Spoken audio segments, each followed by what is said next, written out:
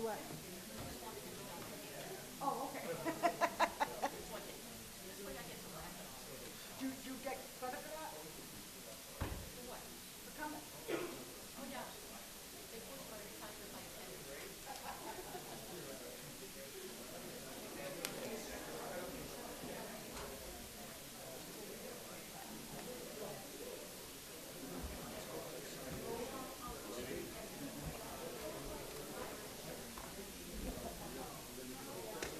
No, after that.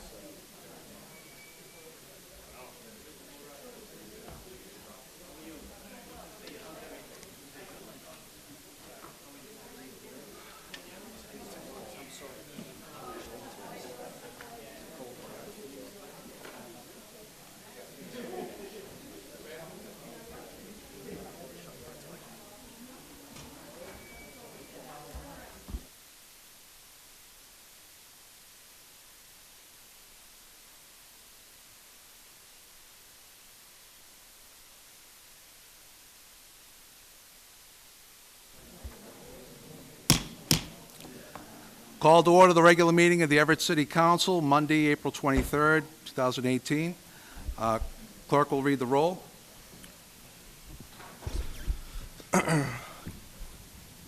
Councilor De La Sola. Here. Councilor DePiero. Here. Councilor Hanlon. Here. Councilor Marchese. Here. Councilor Matusky. Here. Councilor McKinnon. Here. Councilor McLaughlin. Here. Councilor Simonelli. Here. And President Napolitano. Here. We have Councilor DeFlorio. We have 10 members present. You have quorum, Mr. President. Before we stand to salute the flag, I just want to have a communication from Councilor Capone. He regrets to be able to attend tonight's meeting due to illness. Okay? We wish him a speedy recovery. If you'll stand and join me in saluting the flag. To the flag of the United States of America and to the republic for which it stands, one nation, under God, indivisible, with liberty and justice for all. Would ask you to remain standing for a moment of silence for former First Lady Barbara Bush.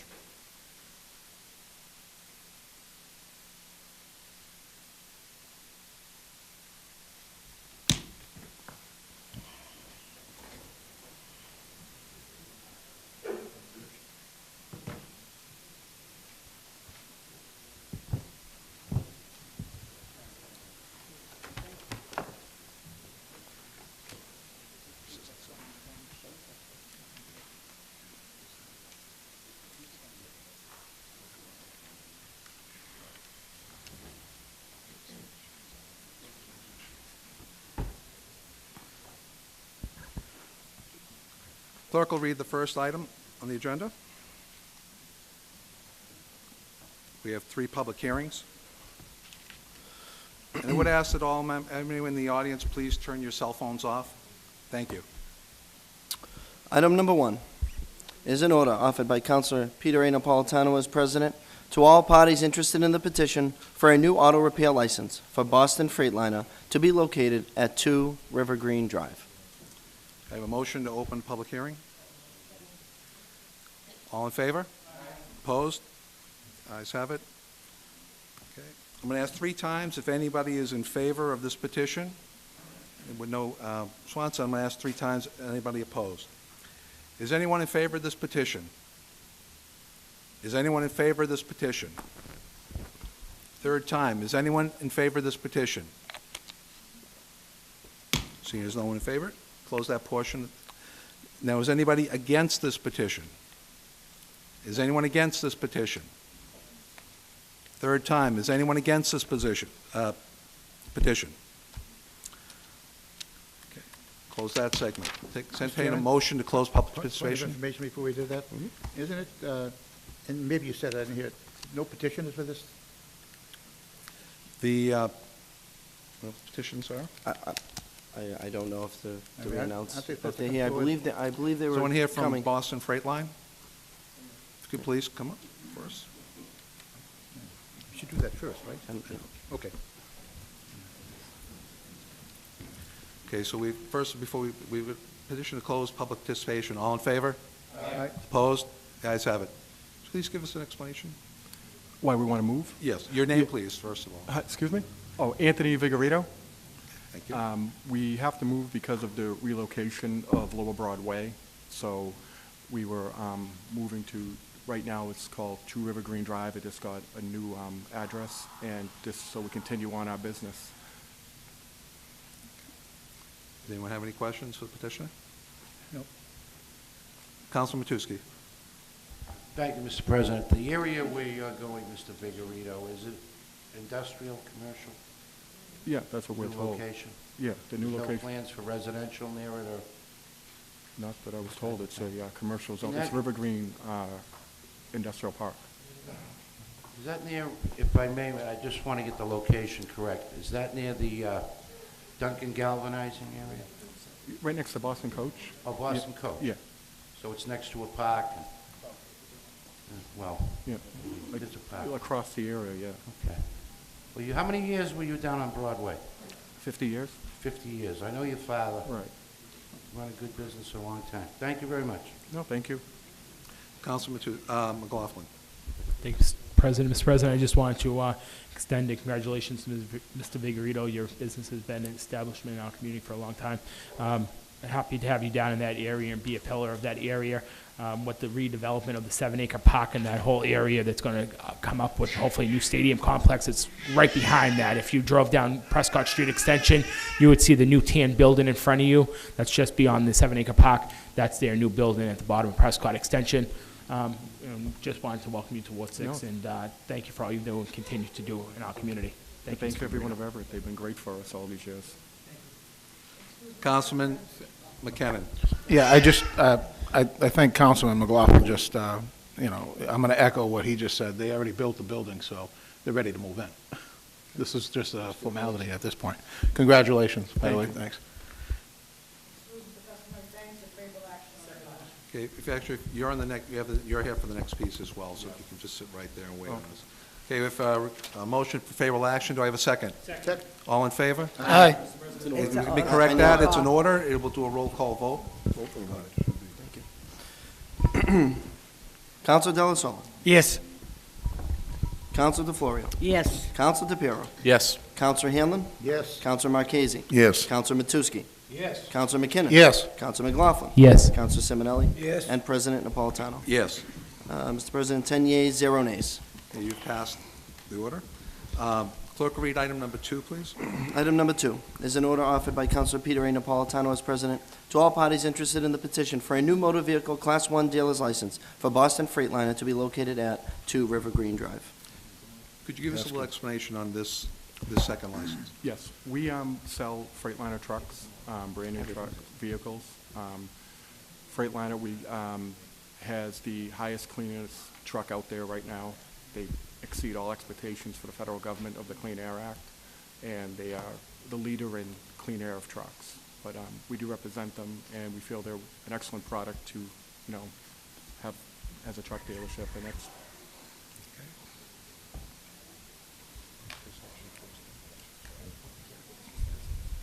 All right, I asked the members to hold their questions. We need to open a second public hearing. I'll entertain a motion for that. All in favor? Okay, public hearing is open. Just as before, I'm going to ask 3 times if anyone is in favor of the petition. Close that portion, then ask 3 times if anyone is opposed to the petition. Is anybody in favor of this petition? Is anyone in favor of this petition? Third time, is anyone in favor of this petition? Okay, I'm going to close that section of the questioning. Is anyone opposed to this petition? Is anyone opposed to this petition? Third time, is anyone opposed to this petition? Okay. Make a motion to close public hearing and Have a motion favorable and second action to on the close order. the public cessation and favorable action on the order. Does anyone have any questions on the motion? Voice vote. Council McLaughlin.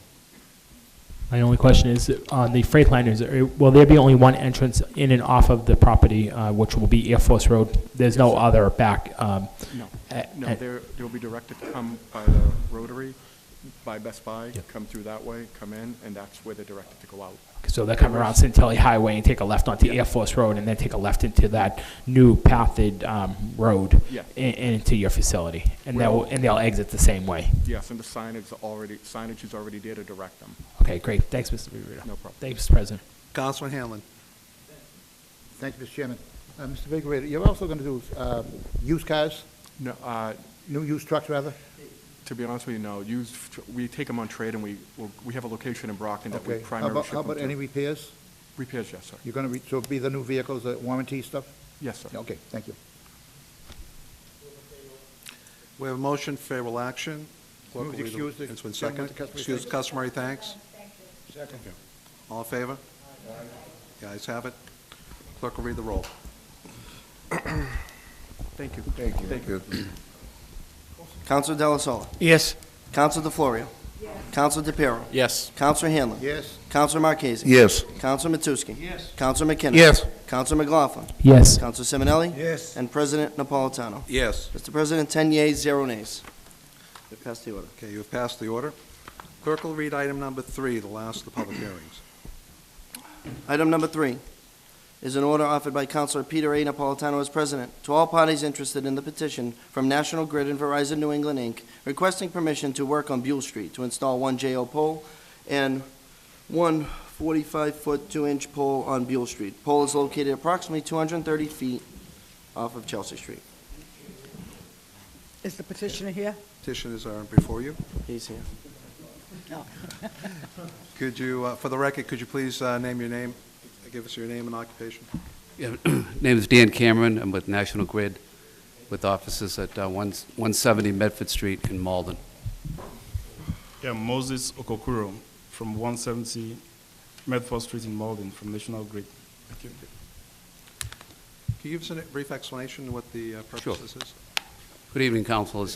This is, the petition in front of you is to set a new pole on Buell Street. And this is in connection with providing electric service to a new project that's, whose address is 1901 Revere Beach Parkway, new storage facility. In order to bring in service to that facility, we have to actually move an existing pole across the street, so we call it a new pole. We will remove the pole where it presently is, and there are 2 other poles on that street that we'll be removing as well. They both happen to be on the customer's property, but it would appear that they're on Beale Street, but we're removing those 2 as well. But the one that we're relocating will stay in Beale Street. Again, questions will be held till after the public hearing.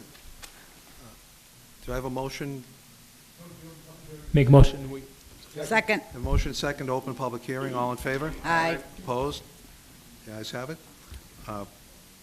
Okay, just as before, I'm going to ask 3 times if anyone is in favor of this petition. After that, we'll move on to anyone opposed to that petition. I'll ask that 3 times as well. And we'll close the public hearing. We'll ask your questions. Is anyone in favor of this petition? Is anyone in favor of this petition? Is anyone in favor of this petition? Okay, close that section. So now, is anyone opposed to this petition? Anyone opposed to this petition? Is anyone opposed to this petition? Seeing as there's none? Got a motion second to close public participation, public hearing, excuse me, all in favor? Aye. The ayes have it. Motion for favorable Councilman action. Hanlon. Thank you, Mr. Chairman. Just a couple of quick questions. Sure. I'm looking at the calendar, and it says you got 1 joint-owned pole and 1 45, quote, 2. What does that mean? Yeah, 45-foot class 2. Class 2 just talks about the size, the outer diameter.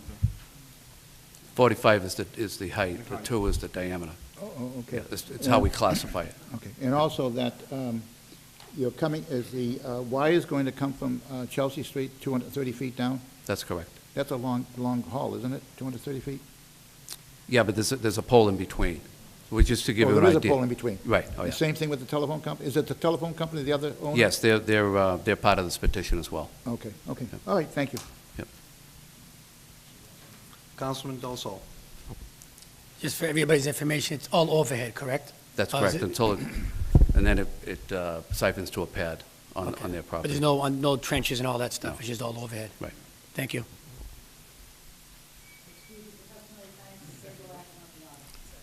Have a motion for favorable action on the order and second it. Clerk will read the roll. Great. Thank you. Counselor Delasola. Yes. Counselor DeFlorio. Yes. Counselor DePiero. Yes. Counselor Hanlon. Yes. Counselor Marchese. Yes. Counselor Matusky. Yes. Counselor McKinnon. Yes. Counselor McLaughlin. Yes. Counselor Simonelli. Yes. And President Napolitano. Yes. 10 yeas, 0 nays, Mr. Okay, President. you've passed item number 3. Motion to open Make a public motion to participation. open public participation. Have a and- motion to open public participation. All in favor? Aye. The Explain the ayes rules. have it. And opposed? Okay, the ayes have it. Again, for the purpose of a large public, I'm just going to read the public participation ground rules. The purpose of public participation is to allow Everett residents, taxpayers, and business owners an opportunity to bring issues and concerns before the city council. Each participant will be allowed a limited amount of time to voice their concerns. Members of the city council are not allowed to ask questions or comment on these issues or concerns. For that reason, public participation is not a forum to address issues regarding specific members of the city council. Because they are not allowed to respond, identifying individual members by name and their ward is not allowed. If the participant wishes to be contacted regarding their issue, a counsel will be assigned to follow up with you via the phone number provided on the sign-in sheet. Okay. Do we have anybody on the list?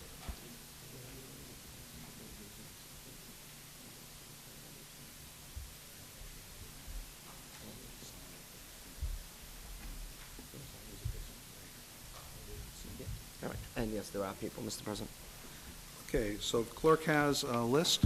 We'll start with the first name on the list. Just so you know, Mr. President, it looks as though there are about 6 people here on the list. So, Public participation is a 10-minute forum, so each get roughly about a minute and a half, minute 45 roughly. minute 45, and we're not hard and fast on that, so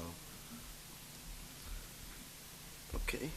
Sorry, Mr. President. no problem. First speaker is Stephen Lamontagne.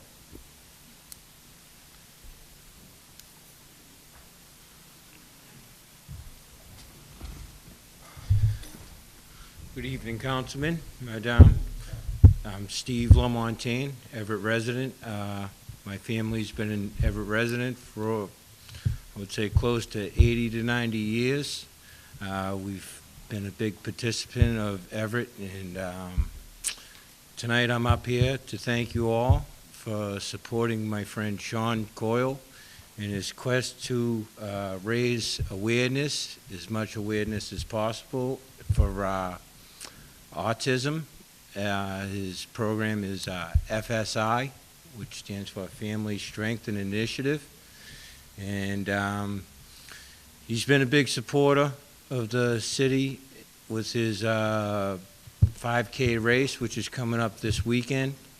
And this year is getting bigger than ever with all of everybody on board, the mayor, the firemen, the police chief, and all the staff of theirs and the city government. I just wanted to come up and show my thanks and hope to have a great time. Hope you all are there Sunday for the big race. We have a pasta dinner Saturday night. Everything's free for all those who join.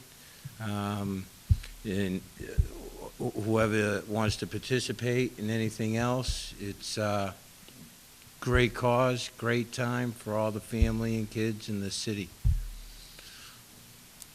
Thank you. All right, thank you.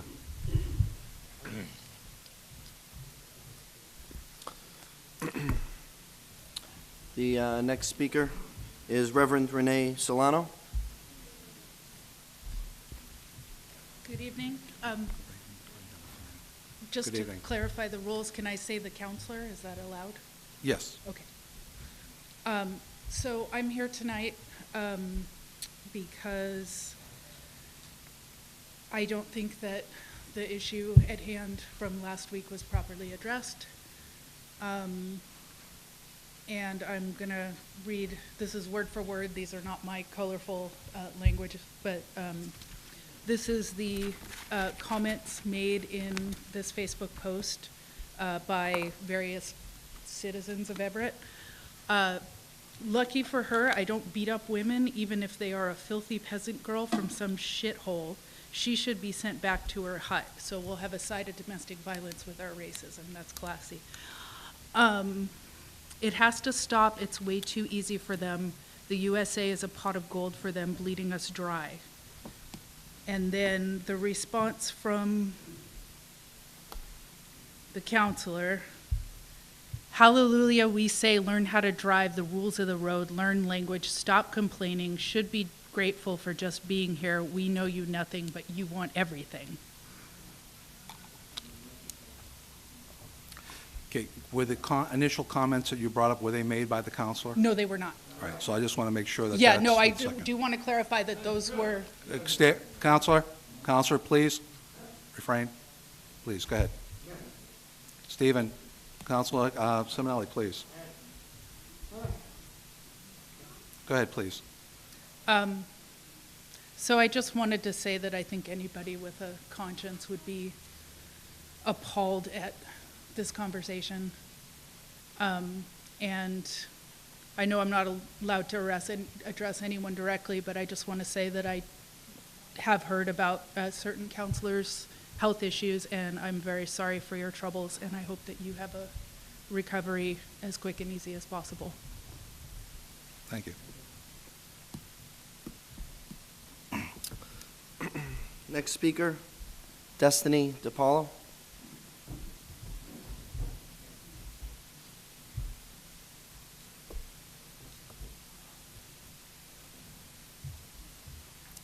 Good evening. Good evening. My name is Destiny DePaul, and I am a junior at Everett High. I've lived in Everett for 4 years, and I love being from Everett, so much so that I've been involved in multiple civic engagement school events and programs that help make this city a better place for everyone to live in. For 2 years now, I've worked closely with La Comunidad, Inc. and EHCC in registering Everett residents to vote and educating them about voting dates, polling locations, and ballot questions. I've also recruited my classmates to participate in attending school committee meetings due to the school budget deficit and to also support my teachers at Everett High. Recently, I attended a student advocacy day with other students from Everett, Chelsea, East Boston, and Revere at the State House to speak with legislators about increasing the public school education budget across the state, and I'm here today as a concerned resident and also as an advocate for other young people living in Everett. Mr. President, I was shocked to hear about the statement made by the counselor. I was even more shocked to understand that this has not been the first time he has made similar statements and that there has not been any consequences for his actions. This is not the Everett that I know and that I'm proud of being from. The counselor's statements are an attack to all immigrant communities living here, to all my friends and the people in my community I look up to. Everett needs to stand on the right side of history and take a stand against statements made from the counselor. If we do not stand up against these times of injustices, what kind of city are we? What kind of community are we to the many beautiful people of color present? Mr. President, please do the right thing and take action. All the young people in Everett, your constituents, are watching, taking note of who really are the true representatives of this city and who will not tolerate not even an inch of racism in our city. Thank you. Thank you. Yep, no, I have 2 more, Mr. President. 3 more, actually. The next speakers are Seth and Joanna Garin.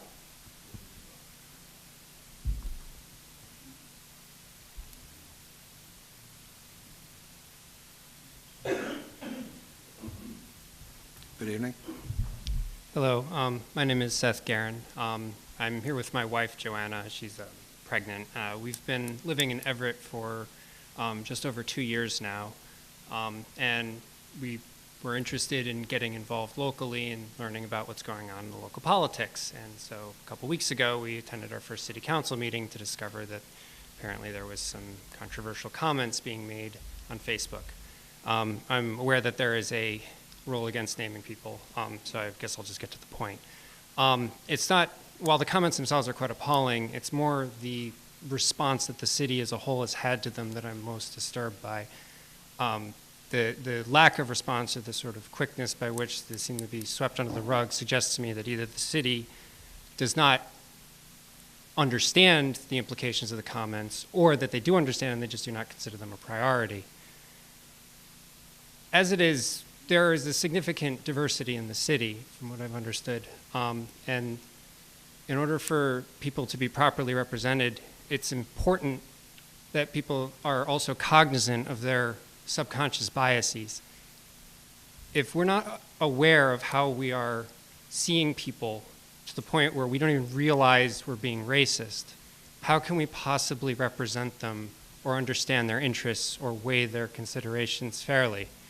So, considering that we have efforts by groups like Starbucks to educate people, and that most HR groups will educate people about implicit biases, I would simply like to express my concern that the city takes seriously the efforts to inform people about how they might subconsciously or intuitively jump to uncharitable conclusions about their fellow citizens.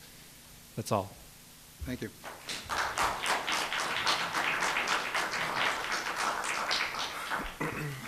Sorry, I try to read this name. I think it's Sierra Lambert.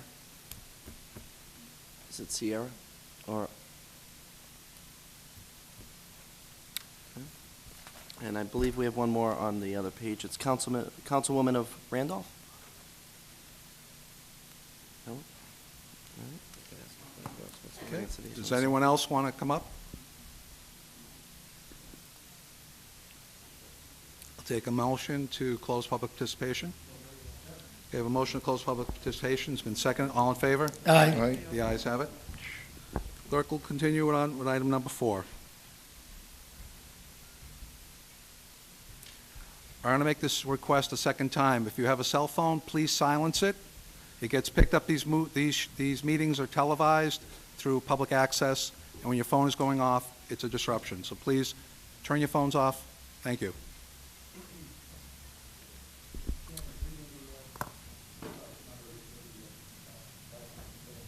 No, that's the next piece. That's the next piece. Clerk will read item number 4. Item number 4 is an order offered by Councilor Peter A. Napolitano as president. Subject to the confirmation by the Honorable City Council, I hereby appoint John Cristiano and Frank Nuzzo III as police officers in the City of Everett Police Department. Favorable action, Mr. President. Second. I have favorable action, motion for favorable action seconded. Clerk will read the roll. Councilor Della Sola. Yes. Councilor DeFlorio. Yes. Councilor DePiero. Yes. Councilor Hanlon. Yes. Councilor Marchese. Yes. Councilor Matusky. Yes. Councilor McKinnon. Yes. Councilor McLaughlin. Yes. Councilor Simonelli. Yes. And President Napolitano. Yes. 10 yeas, 0 nays, Mr. President. Okay, you have passed. Congratulations.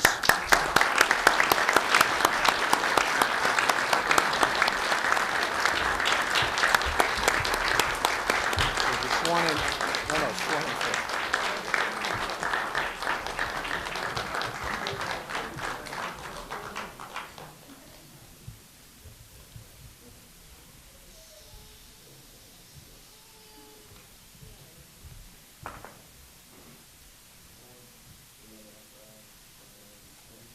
Please raise your right hand and repeat after me.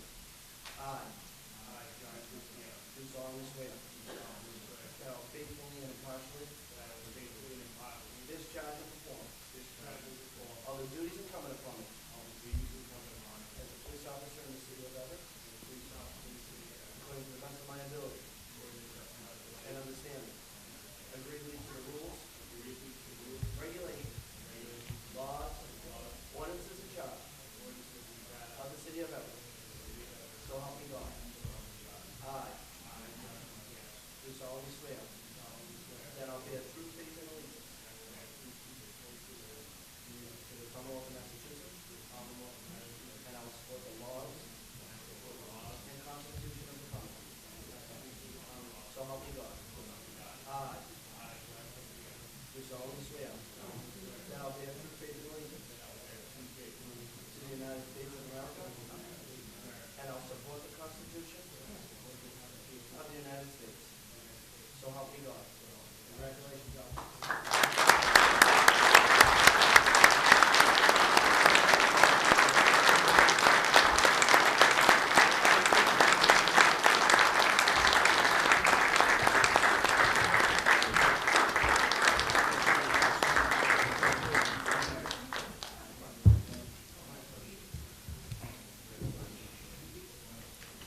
going to call for a brief. Yep, so there's...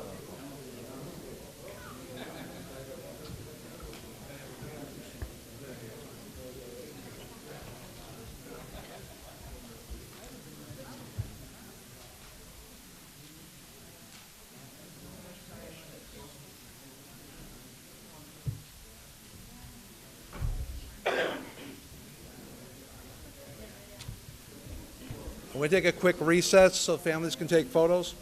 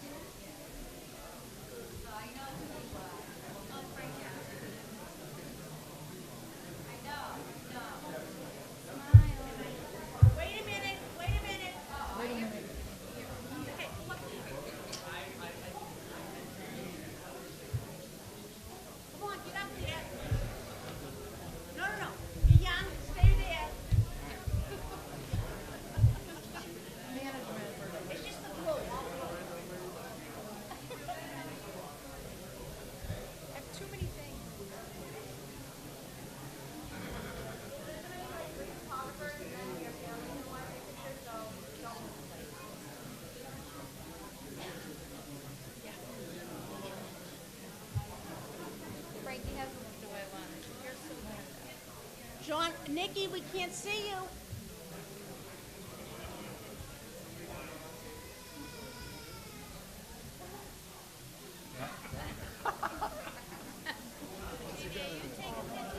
Huh? Oh. I just wanted to make sure they were all up there first.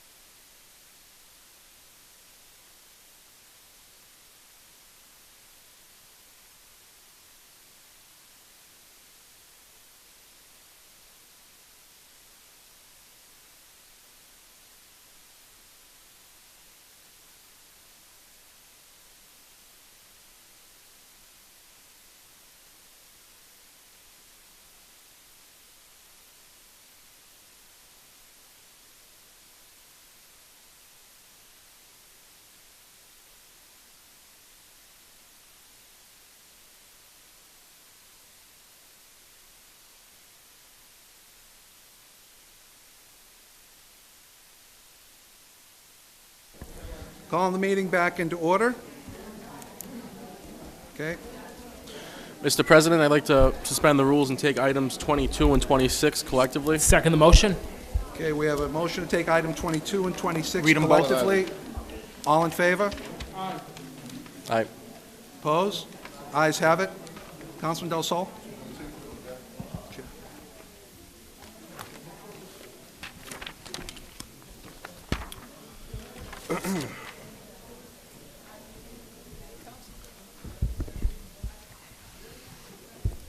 Mr. Chairman, item number 22 is a resolution offered by Councilor Anthony DePiero that Mr. Kevin O'Donnell, Chief of Staff to the Mayor, is hereby requested to provide the City Council with the City of Everett's social media policy for employees, if such policy exists.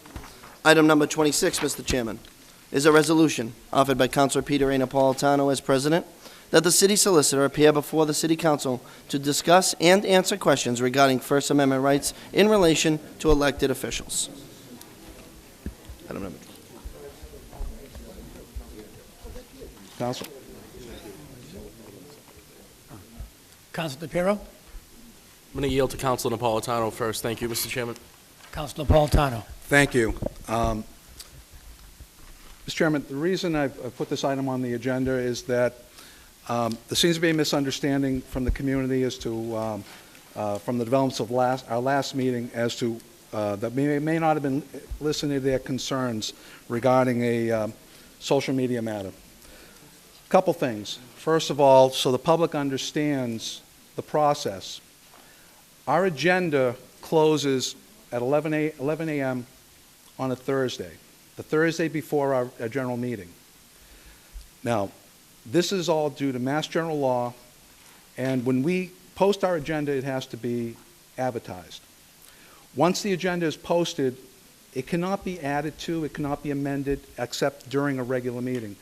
It can only be amended, but nothing can be added on that has not been before us. The incident in question came before us late in a Friday afternoon. There was no way for us to put this item on our agenda to be able to address it. And contrary to the personal feelings of people in the public, this is not a dodge, this is the law. And we have to adhere to the law. Without laws, you don't have a community, a social structure, you don't have due process. So this is the reason why this was not addressed at our last meeting. It was not legal for us to address the matter. And of course, on such short notice, how do you research the law in a 2-day notice? That's the whole reason why the agenda is posted. So when we put something out there, we understand what it is and affects, and what it is that we are reviewing, and if it applies or doesn't apply. So what I've asked is, I've asked the city solicitor to come before us, talk a little bit about First Amendment rights. I've seen some posts out there in the media that say that elected officials surrender those First Amendment rights. Well, again, what you see in writing, I'm not a person that believes if it's in the internet, it must be true, because we've done some research. So I'm asking if the city solicitor could please come before us. Second, all in favor? Aye. Ayes have it.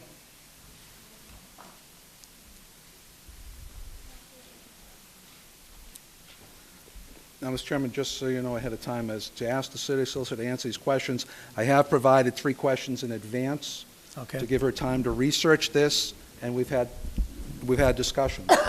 Okay. Okay, just state your name for the record. Colleen Mejia, City Solicitor. Good evening. Council Napolitano. Thank you. Good evening. Good evening. Madam Solicitor. First question I ask you is, do elected officials lose their First Amendment rights when they're elected to public office? No, in the research that I did, elected officials is seen differently than employees. Not to say that employees lose First Amendment rights, but they can be controlled a little bit more. Again, in the research that I had done last week, it does kind of separate elected officials from that. And there is no case law that deals with limiting First Amendment rights to free speech for elected officials. You kind of have probably answered, but yeah, there have not been any cases where elected officials have been penalized for exercising their First Amendment rights? No, I couldn't find any Supreme Court cases that addressed that. Usually issues like that would then be addressed by the public in in a vote during an election year Correct. or a recall? Yeah, elected officials are answerable to their constituents. Mhm. And, that's how they would be, I guess, disciplined or, Okay. Finally, is there in the Mass General laws or the Everett City Charter anything that prohibits an elected official from exercising their First Amendment right? I couldn't find any law, and there's nothing in the charter that limits free speech for elected officials. Okay. Thank you. I'm going to yield the floor in case any of my colleagues have any further questions on this. Councilor Matusky. When you say free speech, does this include the internet? Yes, so written speech is also covered under the First Amendment. Okay, so Yep. people, like you say, the councilman asked, the people that have an election every 2 years, if Mhm. somebody's saying the wrong thing on a regular basis, Whatever it is, yep. they may lose an election. Right. You can institute policies like the city does in terms of going on, it's difficult for elected officials, but going on social media, say, for example, during work hours might be prohibited. Or if you can institute a policy, employers can institute a policy that says that if you make a comment on social media or in the press or anywhere, you should disclaim it and say that it's your own personal opinion, it's not the opinion of the administration or the city government or whatever it is, whatever Right. organization you work for. Well, that makes sense, but I think I've heard of some cases where people worked for a college, I think it was a college, that they posted something that wasn't acceptable to the management, we'll say, and they were fired, so. There, I did read some cases regarding private industry could have stricter rules than, say, different rules are private, but elected officials elected officials are not. answer to the general That's public right. at election time. Excuse me. So they're not under this, this rule. Okay, well, that makes sense. Thank you very much. You're welcome. Councilor Florio. Thank you, Mr. Chairman. In regards to the people that work for the city, are they, what is the rule? Do you have a rule that? I believe that HR is in the process of implementing an entire personnel policy. And the social media will be part of it. But we do, when we're hired, we sign an agreement that says, we read an internet use policy, and that we read it and we sign that we understand it. And that's actually, I know it was put in my folder when I was hired all those years ago. Okay. So right now, there's really nothing on it. What I'm saying is that I don't see any city worker being able to post pictures, on nice things, informational purposes, if the street's closed, if a water line breaks. But to make comments on Facebook by anybody, whether it's an elected official or whether it's a city worker, I think is very discouraging. Facebook should only be for informational purpose only, okay? You don't start a war on Facebook. To me, we would be a better world if we didn't have social media, okay? But I know it's the year 2018, I get it, maybe I'm a little old-fashioned, but I would really like to see something go into effect for the people that work for the city. Because the people that work for the city get paid by the taxpayers, so we took them collectively, so is that okay? I'm sorry, that's why I asked. No, that's fine. Yeah. So what I'm saying is there should be definitely something in place for the city workers, because we, the taxpayers, pay for their salary, and they should not be commenting arrogant things on Facebook. So, thank you. Councilor DePiero. Thank you, Mr. Chairman. The reason why I put this piece forward was because when I was president last year, through the Legislative Affairs Committee, we drafted a whole legislative code for our body, and we discussed social media policies for the council's employees, as we have 4 employees. And whether you're an elected official or a worker for the city of Everett, we all need to be mindful about what we write, how it can be perceived, and our official duties. So I was curious to see if such a policy existed with the city employees as well. Just wanted to explain that. And I know it has no interaction with our end of it, but I was curious to see if there is something in place. Thank you. Mayor from the chair. I know a lot of people are upset out there what happened, and at this point where we are. What right do we have, because it looks like they think we're just sitting back and we're not concerned about this. We are. Everybody's concerned about this. What right do we have as a city councilor with this situation? I know this wasn't brought to you before this meeting. If you don't want to answer it, that's fine. If you can't answer it, I can answer it. that's fine also. If there was no law, no rule violated, no ethics code violated, you really don't have the authority to infringe on somebody's constitutional rights to free speech. So where there seems to be no violation of any code, regulation, or law, there's really nothing that this body can do. There's nothing that the mayor can do. The mayor is the executive branch. You guys are the legislative branch. You kind of, he has no authority over how you, I guess, run your ship and vice versa. Because it looks like we're not handling it the way a lot of people want this to be handled. But that was my question. So we have nothing we could do, and there's nothing the mayor could do legally. There was no rule, law, regulation, or code violated. In our charter or with the law itself. Right. Thank you. Excuse with the customer. Any more questions? Thank you very much. Mr. Chairman. Yes. The thing is that we don't want to give the public the wrong impression that there isn't some responsibility on the council here. One of these things that we've uncovered earlier this year, and I'll explain my reasoning for acting on this, was that for the last 4 years since the City Council was merged from the bicameral system of Board of Aldermen and Common Council to one set of rules, the rules were put together very quickly and done well back 4 years ago. But over the last 4 years, we've discovered a few things that need to be amended, need to be addressed, including a social media policy, and also a policy that may, in fact, give us some type of authority in a similar, maybe not the same exact situation, but similar situations. I sent those rules to committee to be amended A to Z back in January. And that's because I identified early on in this year that this was a problem. Our rules did not cover enough of these situations. And then, of course, this situation comes up. We don't have a rule. And that's why the rules are in committee to be worked and reviewed and amended so we can take a look at these items.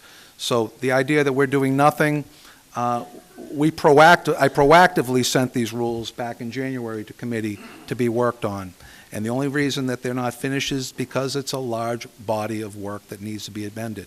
There are items in those rules that need to be ordinances. We're in the process of pulling those out, and the council is going to be processing those changes over the next several months. But it's a large piece of business, and we are going to address as much as we can, get the rules as up to date as we possibly can. But for this particular situation, whether the question is whether it was something that the councilman should have said or shouldn't have said, the bottom line is that it's within his legal rights to have said it, and our rules do not have any ways to be able to sanction or punish a member for voicing their First Amendment rights. I would think, in my mind, worst case scenario, short of would be to require an apology, which the councilor did. Require the local papers to print it, which they have already done. So on this particular matter, the City Council is done. The City Council has no more guidance and no more direction on this. If the residents feel the need, look to the charter. There is a process. But the City Council has addressed this. We've reviewed this. This does not apply to us, and that we can, in any way or shape, that we can take any kind of action. And for those that feel that that's different, we've spent the better part of the last 3 weeks researching law on this matter. Trust me, we do not take this lightly.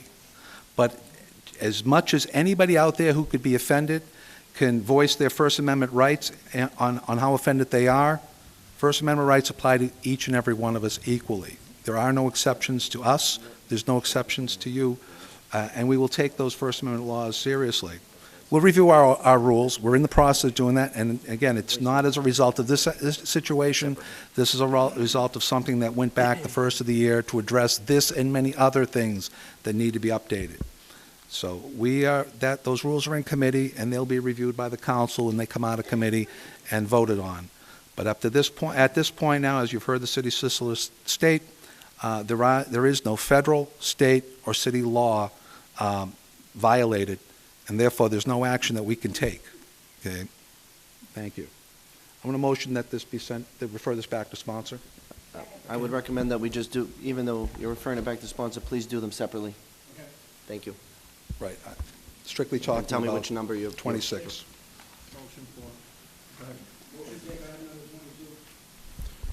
Yes, we can refer that back to sponsor as well. I'm satisfied with the city solicitor's response. Second that motion. So on 22 first, refer back to sponsor. All right, we'll do 22 first, refer that back to sponsor. All in favor? Aye. All opposed? Ayes have it. We'll do 26. Refer it back to sponsor. Second. It was seconded. All in favor? Aye. All opposed? Ayes have it. Thank you. Please suspend the rules and take item number 24, please. Second. And could we have the mayor before us on the item after it's read?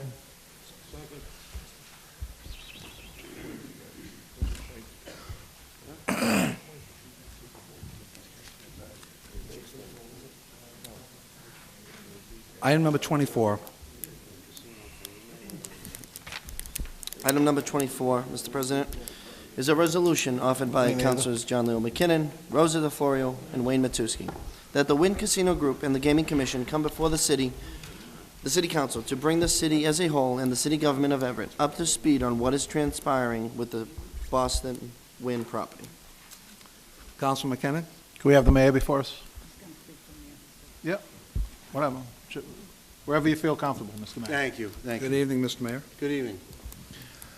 So, Councilman and I spoke to Councilwoman DeFlorio earlier, and I think you've all had some meetings yourselves with some of the Wynn people. The project is moving forward. Regardless of what you may read or hear, it's moving forward. The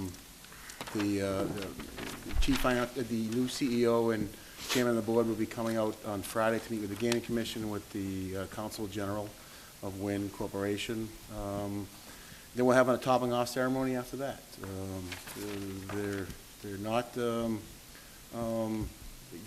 issue Friday is the removing of Mr. Wynn's name from suitability. They don't have issues. The ongoing investigation is happening with the who knew what, when, and how. That's going on, and that's happening, and they're fine with it. And they're fine with whatever the outcome is. As long as it's, the issue, I think they believe, has been rectified. He, being Mr. Wynn, has divested from the company, sold all his stocks, all his shares. They've got they've sold off to a couple of different, as we know, different groups have bought his shares, and we've had a good meeting with. I've had some good meetings with both some members from the Gaming Commission and have ongoing conversations with all members from the Wynn Corporation. So I really can't get into much more unless there's not much more to know. Mr. Mayor, on that, so there's a meeting that's coming up with the Gaming Commission? On Friday. Is that the 26th, or?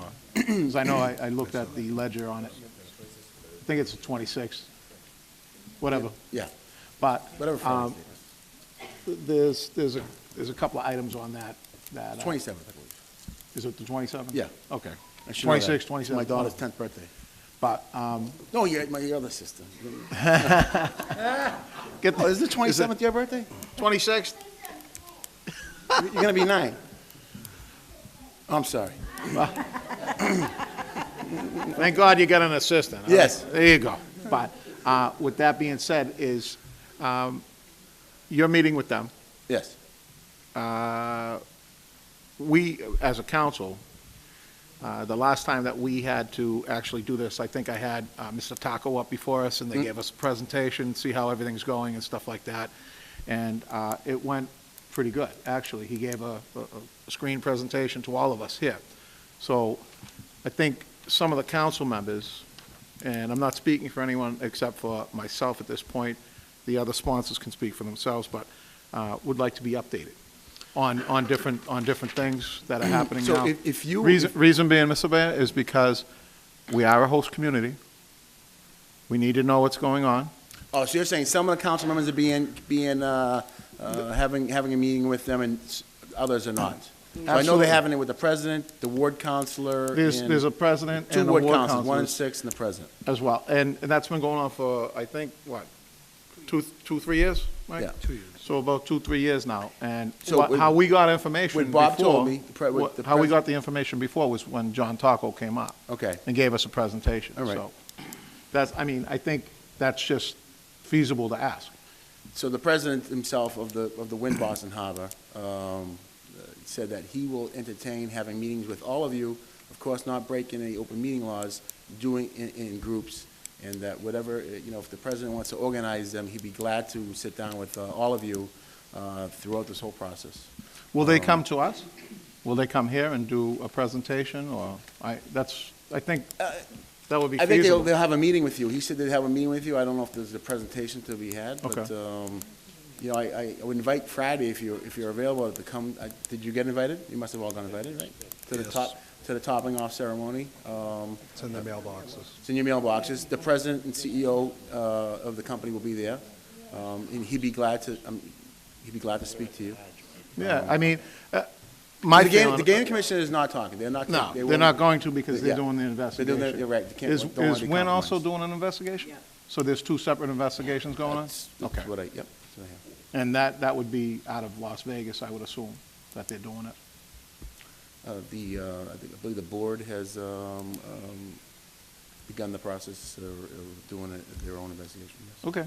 And then, I mean, as the host community, we need to be abreast of everything that's going on. I feel that if there's any shift or any changing, they're going to notify you, I would assume. And I they can should have equally conversations notify us. with you all too, if you'd like, anytime Yeah. you want about the subject. What I'm saying is, I think it's such a, it's a huge project for the city. It's a big Yeah, we don't want- ordeal, Right. what's going on down there for the city, Yeah. for the tax base, for everything that's happening in the city. I Well, think we should all be print informed. media, they sometimes print lies. We all know that. Yeah, So well, we're all big boys. We know hey, that. You can't believe what you we've read in already been lied newspapers. about twice, 3 times, or whatever. They put question marks in editorials, and they try to make games out of what happens up here. But for the last 12 years, we've done the right thing here, and we're going to continue on doing Yeah. that, regardless of who wants to print what, and cause more problems in our community. Good luck to them. Well, I know that if there's in fact anything that does come out of it, and we need to maybe, do you see? They're still closing on property deals down Yeah, Lower so Broadway. They're I'm still saying this making is going to other deals continue on other forward? parcels. This is going to continue forward They're going until we hear forward. different? They're going forward as, from what the CEO of the board tells me, that as long as Friday goes. Who's that, well- Bobby? Matt Bobby Mass. Bissell? Oh, all right. Friday goes well regarding Mr. Nguyen being removed from suitability, because, if he's not removed from suitability, then we know that they don't want them. They don't want them as the company to do business here. Yeah. If they want them, then they'll remove him from suitability. They'll do suitability on the rest of the board members and those that are in part of, those that they need to do their interviewing process, and they're fine with that. The president is fine with them he's been deposed. He's gone through this exercise already, and they want to do business here, and it's the company we want here. Well, it is a 5-star company. It's a 5-star company, and if anybody else was going to take it, it would be damaging, If people I would want to think. print the truth is it's not what they want to do in that one facility. It's the vision that they shared with us with our It's Lower the Broadway surrounding, master plan. it's the surrounding It's what Everett. happens with the $100 million worth of parcels that they overpaid for, that they want to control what happens It's the ancillary developments of hotels, the restaurants, the transportation plan, the rapid bus, Silver Line, commuter rail stop, the water taxi service, the pedestrian footbridge. It's all the other amenities that this developer is going to do, that promised to do, that no one else will do. Absolutely. I mean, that's why I would hate to see another developer or another company come in and try to scoop it It's out. gonna get built, and, Because what's on the line is what you just said, yeah, is the all those surrounding great- area. And the Game Commission knows that. And The Game that would, Commission that wants- would hurt us, that I think. No one in Massachusetts wants to see this, No. go. There's too many far. jobs right now that are out there that are actually, they're working on this union-wise, and it's a tremendous amount of people working. There are a lot of So- Everett people who are working on this job right now. How many? The unions, working on unions that are working, a lot of Everett businesses that are doing business with them. There are a lot of Everett residents that are working in the corporate offices already. You probably have the number. So every time someone writes this bad story about what's going on, it affects families that we know here in our city. There's 140 total that are down there from Everett, Yeah. but surrounding communities as well. Right. It goes into the thousands, so. No one's gonna hire 5,000 people No. to work at that hotel And, if it goes and somewhere else. my concern is that I want to see what's, going to transpire with the roadways, with the roadways, the rotaries, the infrastructure, the buildings, and other So our activities that are going to be transportation going on down planners, there. Stantec and Nelson Nygaard are working with their transportation planners, AECom, on a whole new transportation plan for Lower Broadway that will connect the city of Everett to the T stations, to multitude of different, from Silver Line again to Orange Line to Purple Line to the water taxis. So we're going to connect all that to our city so we can make living in Everett,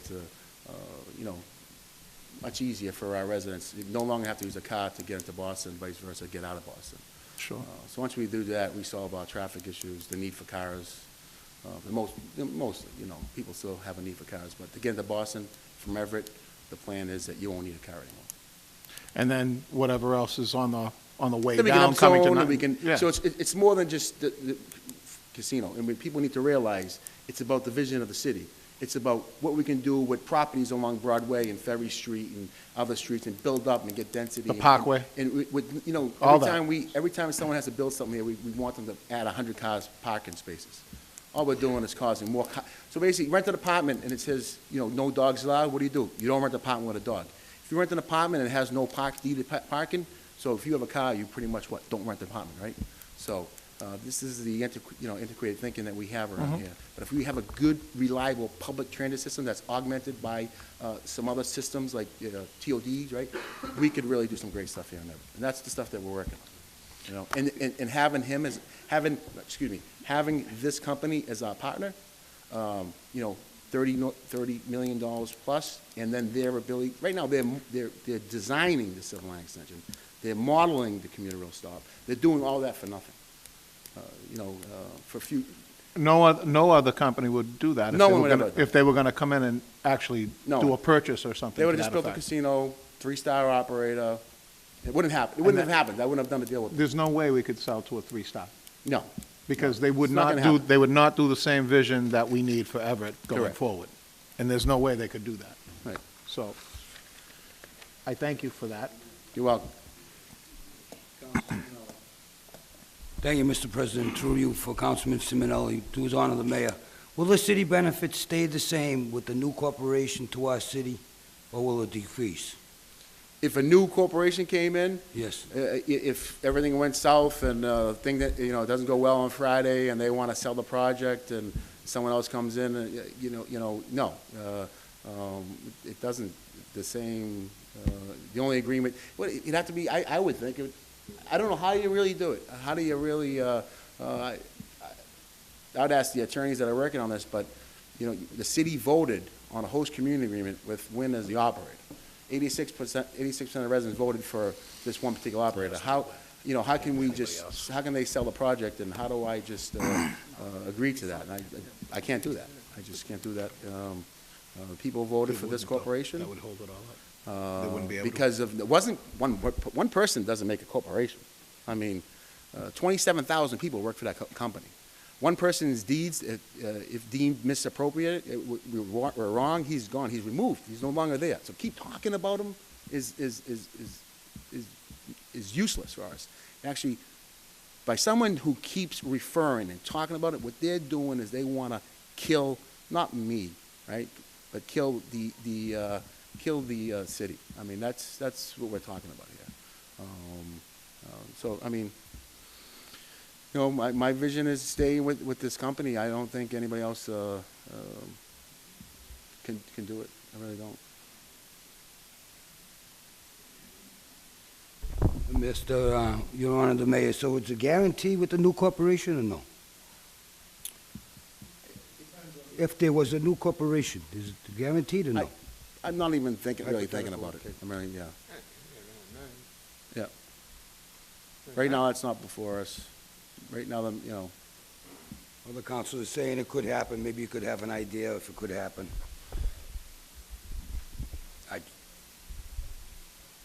Yeah, I mean, the goal would be Friday, that the Gaming Commission, I believe that's part of, that what they're voting on Friday, maybe not having on Friday, but the steps that Wynn in Vegas would like to see is that Steve Wynn's name is removed from suitability.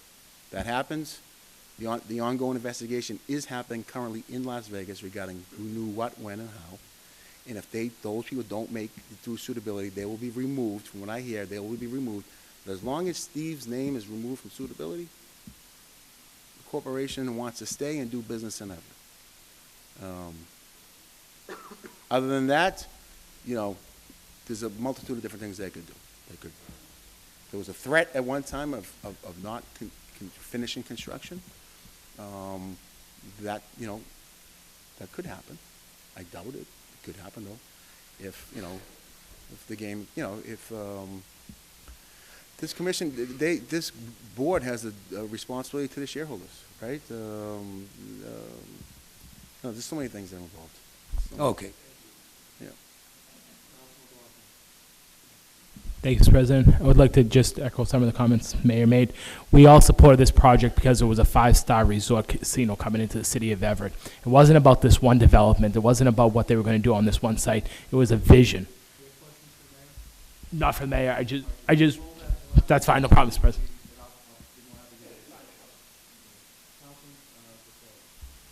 Thank you, Mr. President, through you to the Mayor.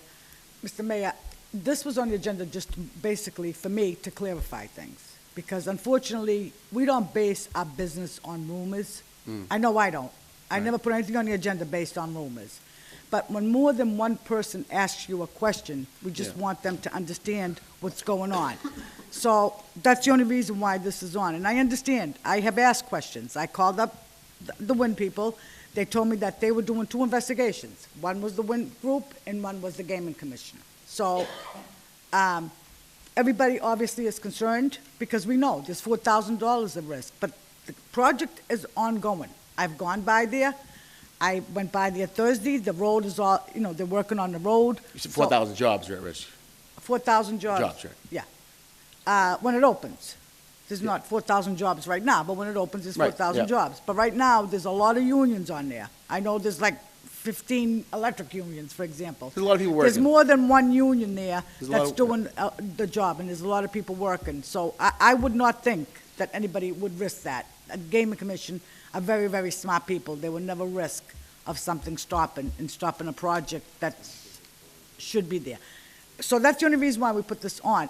We understand we don't have answers, and we know through our rules, if something is on ongoing investigation, we can't talk about it. We can't ask them questions until the investigation is over.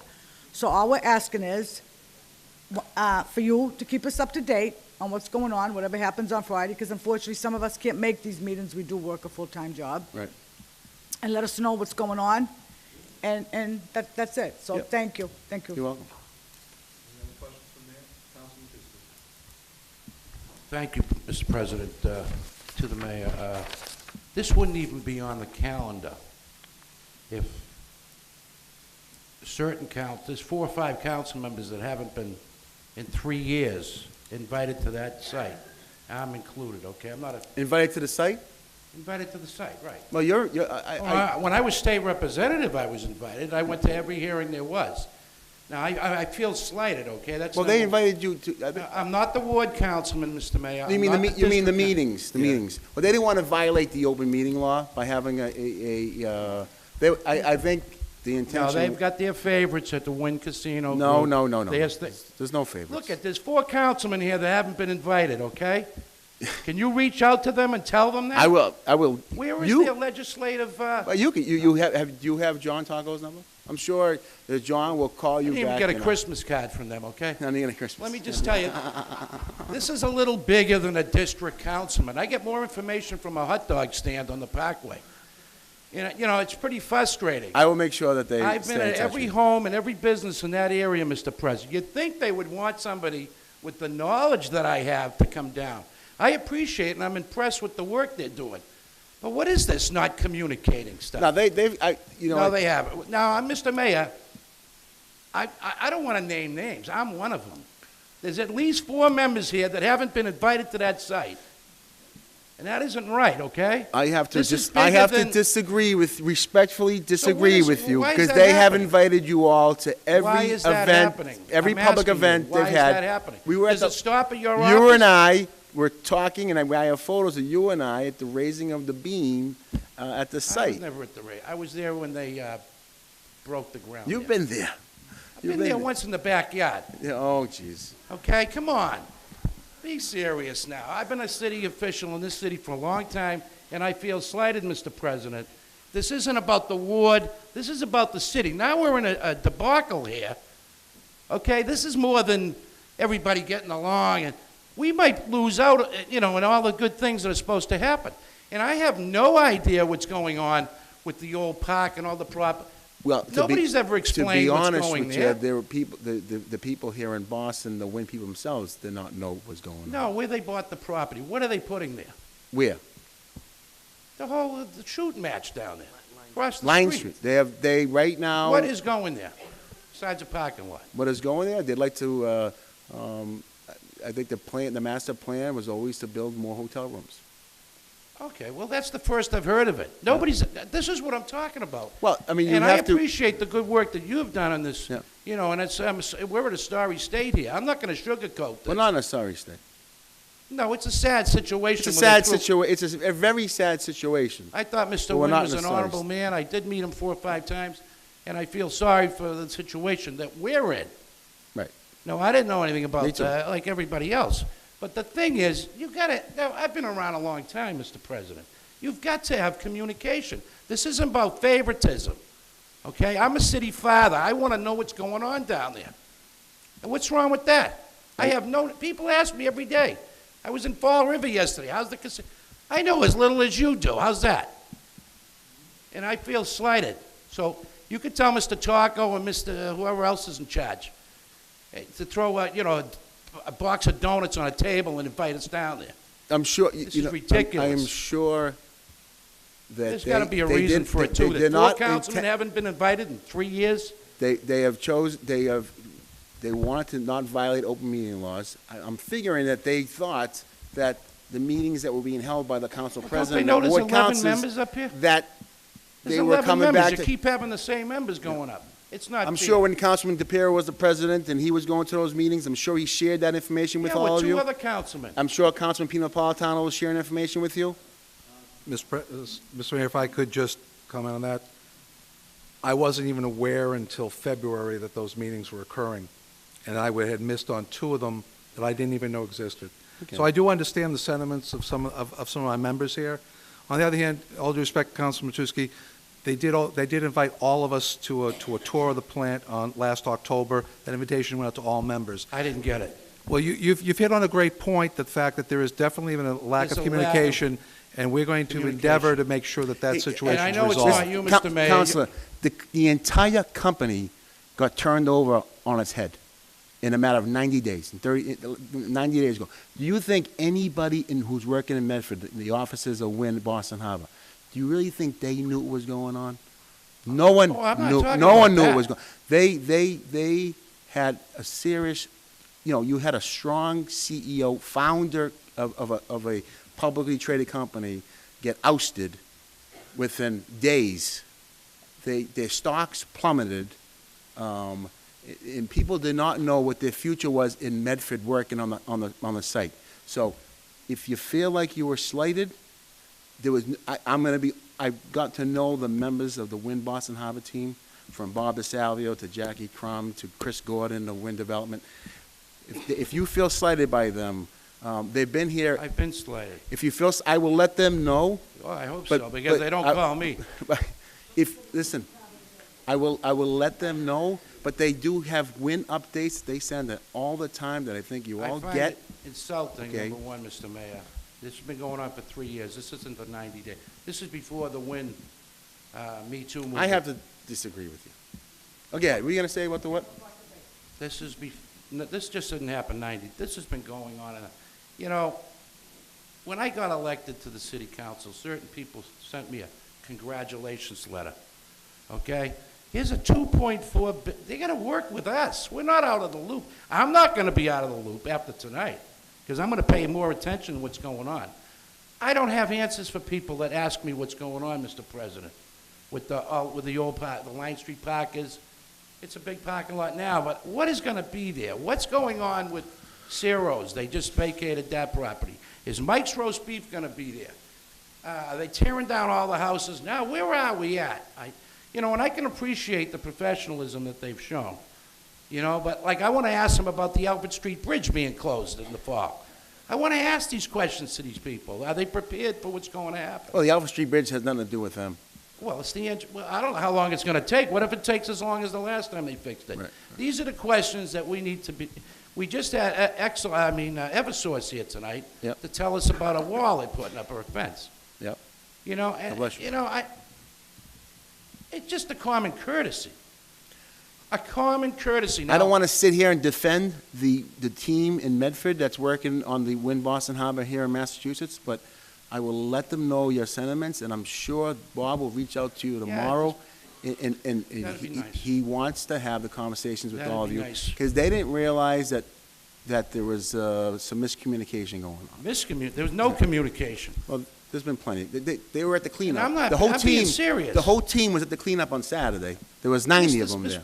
Just one more So comment. they've if I can. come to all the public events that we've held here in the city. As state representative, I went to every hearing they requested me. I had an aide that exclusively worked in favor of the casino, Mr. Gene Lapierre. Yeah. And you know that. Yeah.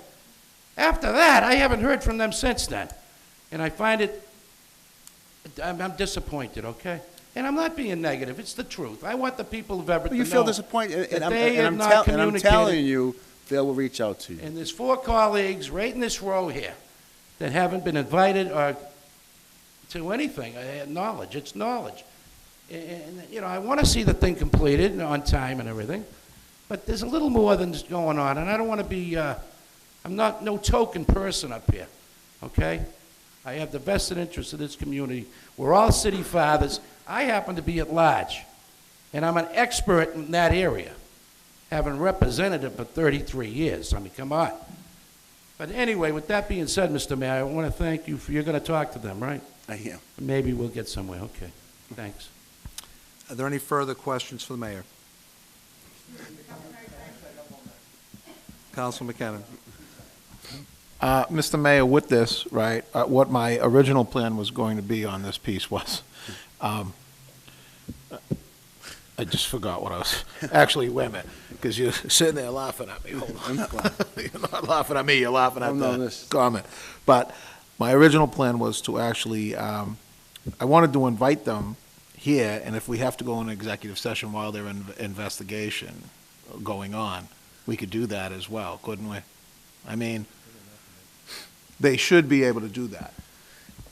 And since it's a financial interest of the city, I believe we can do that. But that way, they're coming here to all of us in a meeting setting and executive session. You see what I'm saying? I know we do it for other things, but I was wondering if we could do it for this thing, if that would be advisable. I want to feel from you, reason being is because I want to know which way I'm going to go with this. I'm either going to lay it over for a month, get response back from you, or I'm going to put it in a motion of that. If Mrs. DeSalvio reaches out and holds smaller group meetings with 3 of you at a time, I don't know what the the exact number is that when you Can't have violate 5. open, you can't have more than 5? Can't have 5. So, why don't you do that and see if, your questions get answered.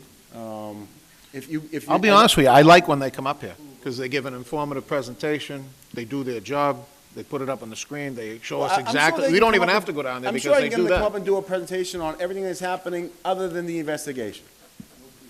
If that's I mean, okay, that would if you be- want to know regarding like what are they doing with all the properties they amassed, How what we're they're doing moving with the forward. transportation Because studies. I have to agree with my colleague, because I was in Rhode Island, and they're asking me down there, oh, is this happening, and this and that, and I don't have an answer for them. Right. Anytime someone knows you from Everett, they ask a question. Absolutely.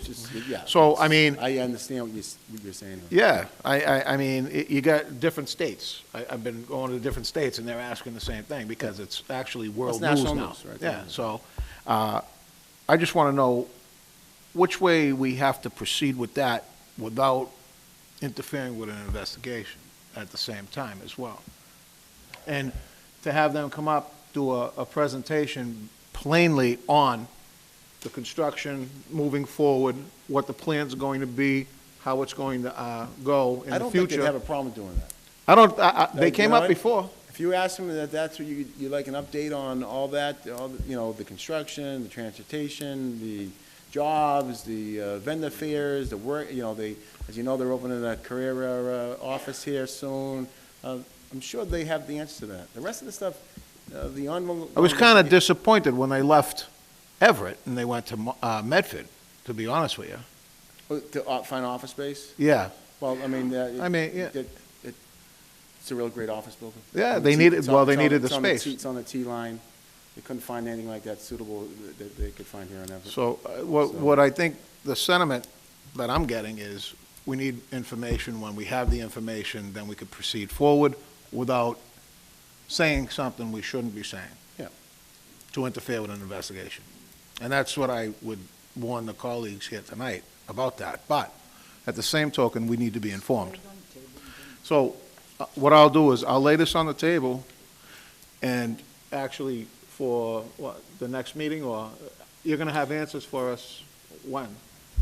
But as soon as Friday, I'm assuming.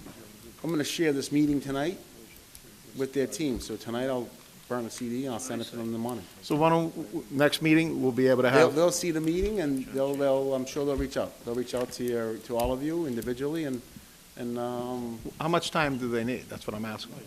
Just so I can lay it over to. I'm sure all of you get a call tomorrow by somebody. All right. Somebody So, will call most of you. I'll postpone this till, thanks, John. I'll postpone it for, let me see. You can only postpone a meeting to the next meeting. To the next meeting? Well, we'll do that Which is the then. second week of Because I'm May. sure they're going to So be we on still got this. 3 weeks. Because I know as soon as we requested the meeting for them to come here, they were here like that. Second on motion, accuse the mayor with customary thanks. Second. Thank you. Thank you for that, Mr. Mayor. Council McLaughlin. Thank you, Mr. President. Mr. President, to refer to me as a favorite of any developer in the city of Everett, or to say that I'm in favor of any specific developer, I have month after month, shared the job numbers. Just as of late as Friday, I've sent out a text message to my colleagues in small numbers to show the job numbers. I've shared them every month that I've received the job numbers. I apologize that Councilor Matusky doesn't have a cell phone that I can send that to him. He has an airline. I'm happy to speak to him at any time about those numbers, but all of my colleagues get the same information that I get monthly after the meeting that we have. All we do down there at my meeting is take a walk through a concrete building and see what's going on, which is a lot of steel going up, a lot of empty space happening, right? There is nothing else happening in that meeting. I share the job numbers monthly. Councilor McKinnon, Councilor DeFlorio, everybody can attest to the fact that I've sent out, Councilor Del Sola, I've sent the numbers month after month to my colleagues so that everybody was in the loop on number of jobs, how many hours they worked, salaries, benefits, so forth. I apologize that Councilor Matusky wasn't getting those text messages. I didn't even think about it because I didn't realize that he didn't have a cell phone on the text message line. I apologize for that, Councilor Matusky. But to say that I'm a favorite to any developer in the city of Everett is an insult to me. I work hard every day as a city councilor, as do you. We take pride in our community. We take pride in being an advocate on different projects throughout our community. But to try to paint me with a brush this evening is wrong, Councilor. Mm-hmm.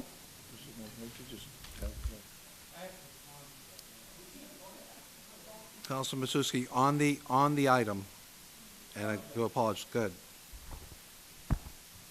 Mr. President, I've had the same phone number for 45 years, okay? 47 years. I'm ashamed to say that, but the voters have ever known how to get a hold of me. Anybody knows how to get a hold of me. I do have an email account, and I appreciate you younger guys like the texting and all that stuff. That's great. And I know you have a special relationship with the casino people, and that's nice too. I can appreciate that, but there's a reason why the outreach hasn't outreached to him, to me, and these two guys. And let me just say this, Mr. President, I'm a little tired of it. Councilman McKinnon put this on the calendar. He asked me if I'd like to be a part of it because of the reasons that I've said to the mayor. I have no clue when people ask me, what are they putting here? Well, maybe it's going to be a concert hall. Maybe it's going to be a theater. Maybe it's going to be a hotel.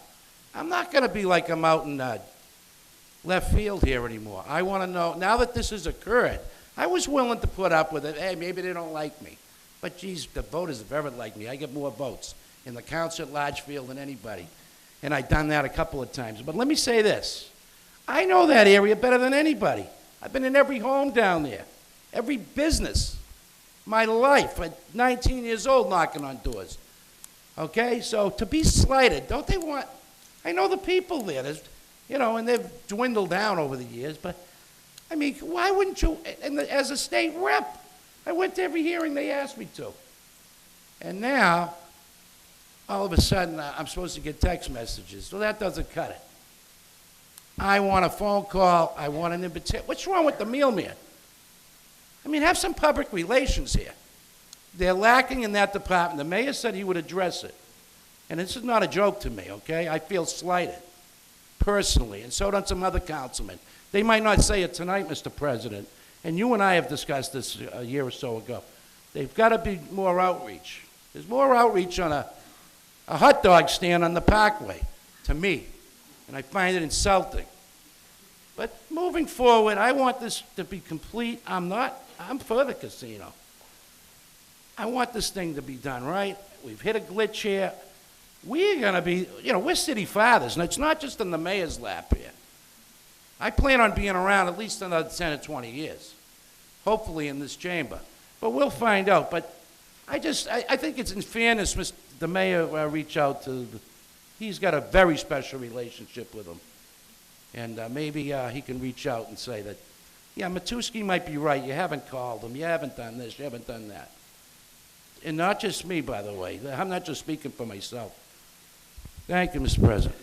If I could, from the chair, Counselor, I mean, part of the discussion that was in the meeting we had Wednesday was exactly the point you're making, and that is there needs to be more communication made out to everybody. That's why I, again, tried to put a report in everybody's box as far as what transpired Wednesday, and really nothing more than that did.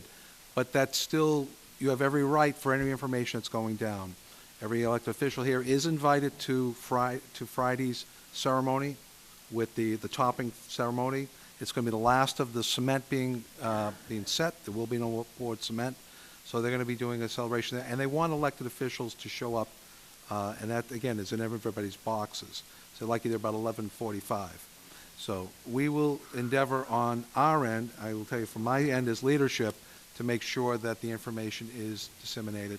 And again, I've already talked with them about arranging these small group meetings that the mayor alluded to.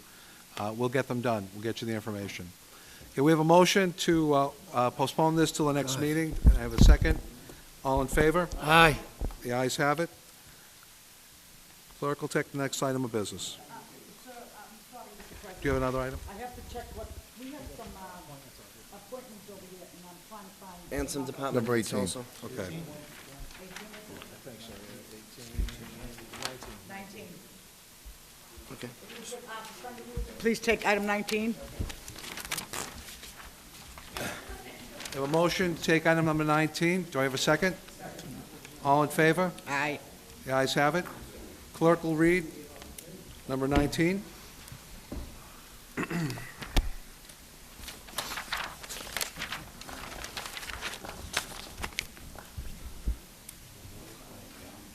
Number 19 is an order offered by Councilor Peter A. Napolitano as president in order to fill the City Council Legislative Aide position. Make a motion to accept the committee report. Second. We have a motion to accept the committee report and place on file. Second, all in favor? Aye. The ayes have it. And if we could please invite, I believe there's 3, Correct. The recommendation from the the recommendation committee from was- the committee was for 3. If we could, Members, how the process will work, each candidate will come up, speak for 5 minutes, up to 5 minutes. At the end of their speaking, there'll be a vote. Okay, as with the last 2 appointments that this body did, there'll be no discussion after the presentations. So the vote will be taken just right after that. Mr. Clerk? Yes. The first would be, we're going to do it the same way as we did in the committee. It'll be in order of your applications. So it'll be, Joetta Yuckins would be first.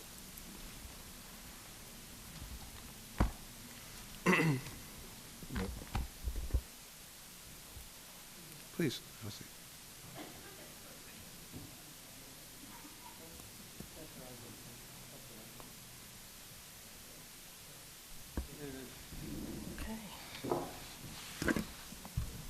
Good evening. Excuse me. My qualifications for the legislative aide, I've had more than 10 years of background in office management, accounting, administration. Right now, I foresee over all collections at my current position. I'm the collection manager. Anything has to go through me in order to get approved for anything. I went to numerous bankruptcy hearings. I am very thorough with everything that I do. I am very detail-oriented. My recent case, what I just settled on Friday, I got 100% of what was due to our company through the details that I had on all the accounting that I brought with it. I've been recognized for my attention to detail on numerous cases. I'm very confidential and discreet on anything. I work with all my customers. I'm very patient with any of my customers to make sure that I listen to every complaint that they have before I make judgment on anything that I need to do. I support the CEO and the CFO directly. I can answer the phone, reception, mail distribution. I run reports in Excel. The margin reports for the quarter, I actually just produced those this week for the CFO and the president. I can schedule, calendar, data entry, bookkeeping, accounting, pretty much anything. I am the lead trainer of the account program TIMS that we use at my location. For any questions or any problems that anyone has within the company, they come to me because I'm actually the one that tries to learn as much as I can so I can provide that knowledge to any of the fellow employees. I enjoy working and learning as much as I can. I try to pursue as much schooling as I can. I'm trying to finish my bachelor's at Suffolk University. My daughter is actually getting her bachelor's before me this month. But that's the reason that I was not able to fulfill that at the time. I have 600 hours of computer training. I got my certificate in it while she was actually in school. I went to school myself to try to better myself, at least in the business world, to make sure that I had that training. So I'm very focused. I'm very driven. I started at the Commonwealth Corp. It's a quasi company that actually helps the youth, businesses, and unemployment in this area to make sure that that I greeted their customers. It was about 250 employees that I was actually the secretary for. I was able to manage that, provide them with the quality of reporting that they needed, anything mail-wise, anything that they needed, I was there for them. I first started my career with the Boston Red Sox. I started off in concessions, and I worked my way up because of my accuracy and my attendance to the money room. I was the lead person in the money room. that would actually count all the money that came into Fenway Park. I'm very proud of that, and I worked there for 9 years. And in closing, I love the city of Everett. I would love to serve and help everybody in here. I believe that my qualifications and skills would be an ideal candidate for the job. I thrive in the atmosphere for challenges, and I welcome this new opportunity. Thank you. Thank you. Sit here? No. Thank you.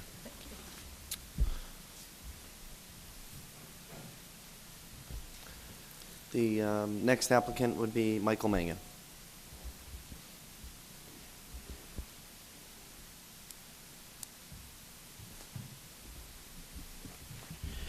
Good evening, members of the City Council. Thank you for having me here tonight before you. I'd first like to thank the members of the committee that did vote to put my name out. I'm very, very much appreciated of that.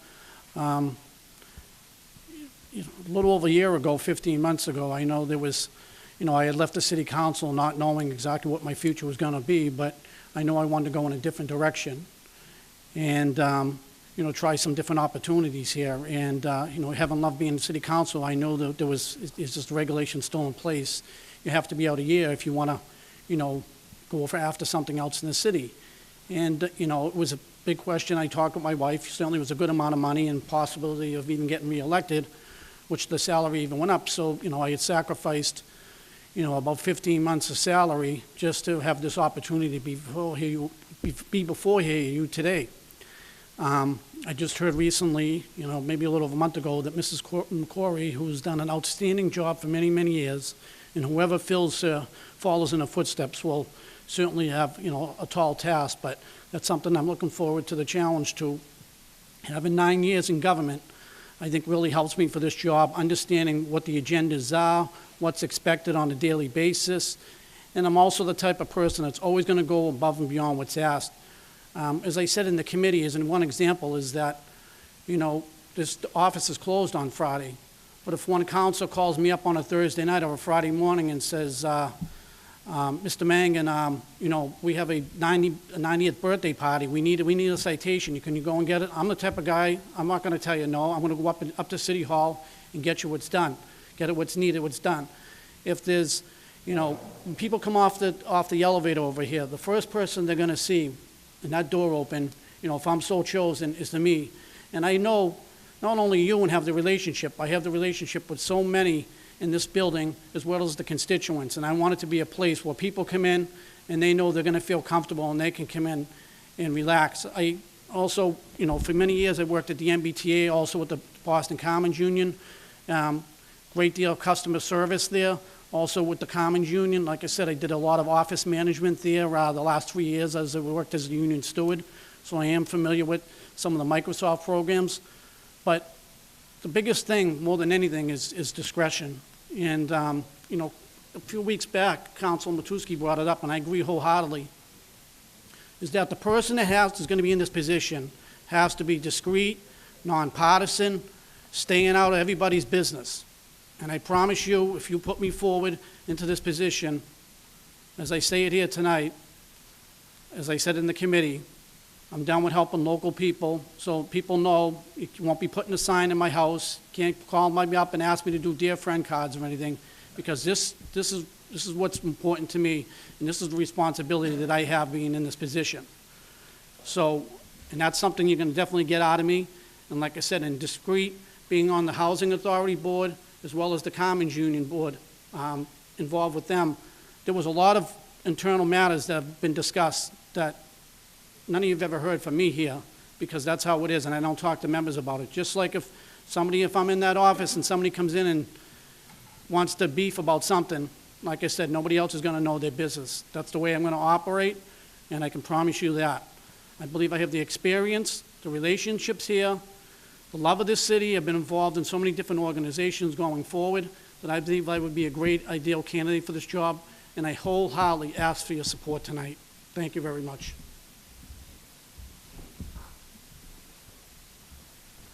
And the last speaker would be David Flood.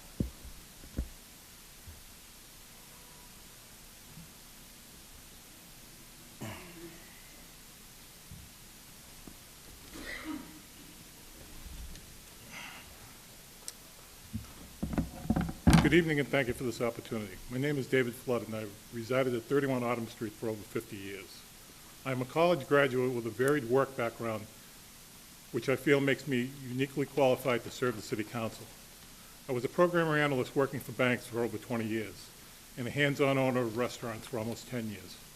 I worked for the 2010 census, and most recently worked the polls for the city, rising to the position of warden last year. I've been a long-time watcher of city council meetings, but about 12 years ago, around the time city governing and budget documents first became readily available on the city website, my interest intensified. It continued to grow as I attended every meeting of the Charter Review Commission, developing a thorough knowledge of the new city charter. After that, my involvement with the city became more hands-on, devoting countless unpaid hours to the city. I was a major contributor to efforts that aligned the city ordinances with the new charter and merged the rules of the former city council bodies into a consolidated set of rules. I was chairman of a charter review committee, some of the results of which we hope to put in front of the council very soon. Currently, I'm working with the city clerk's office to rewrite the city's licensing ordinances. I'm currently scheduled to receive some compensation for this effort, but I will gladly forego it to be the council's legislative aid. Because of my interest and experience, the position of legislative aid to the city council would be a dream job for me at this point in my life. What would I bring to the position of city council legislative aid? A passion for the work that I believe would be hard to find in any other candidate. A commitment to do everything in my power to ensure that the city council and its members always function at the highest possible level. A promise to always be watching out for the city council's best interests. My personal work ethic to do the best job possible, no matter the task. An extensive set of city council-related spreadsheets, databases, reports, and websites developed over the years, addressing areas such as agenda items, budgets, capital improvements, taxes, and research tools, samples of which were submitted to the committee on a website I prepared. And lastly, a desire to grow the job beyond what it is today and a willingness to take on new initiatives, be it at the request of the council, its members, or ideas that I would submit to the council, such as an alternative to the members' physical mailbox I mentioned during my interview. I have not asked one councilor for their support, as is often the custom. I believe strongly that the position of legislative aid is too important to the city council and the city as a whole to be decided by anything other than the qualifications of the candidates. And I am confident that my qualifications more than speak for themselves.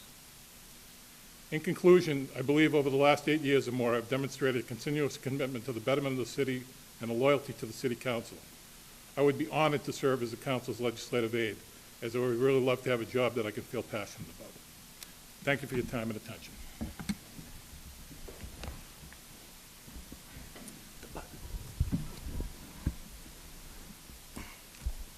Do you have the motion to open up?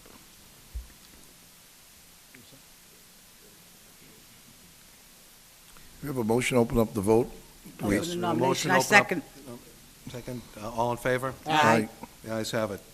Clerk will read the roll. You'll name the name of the Actually, candidate. Mr. President, I'm sorry. If they would, please. Yep, first, there would be nominations by the members, and then we'll close nominations, and then we'll read the roll. We need a nomination in a second. Actually, the motion coming out of committee was to nominate all three members to come up here. So they, as they've always You want to do it given that a way? speech, then yes. Okay. So we'll just So we're go just through gonna- the vote. Mr. Chairman, Nominate all three vote on the members, person. Mr. President. Vote on Still the need the person. nomination. No, Council I would Hanlon. just like to hear the committee report so it can be on Certainly. record, so the audience can hear it and so forth, you know? The committee was in executive session. True. Scratch that. So The motion so I coming cannot out- read it until this is over. But the motion coming out of the, No, no, out of it's okay. committee Go was, ahead. Yeah.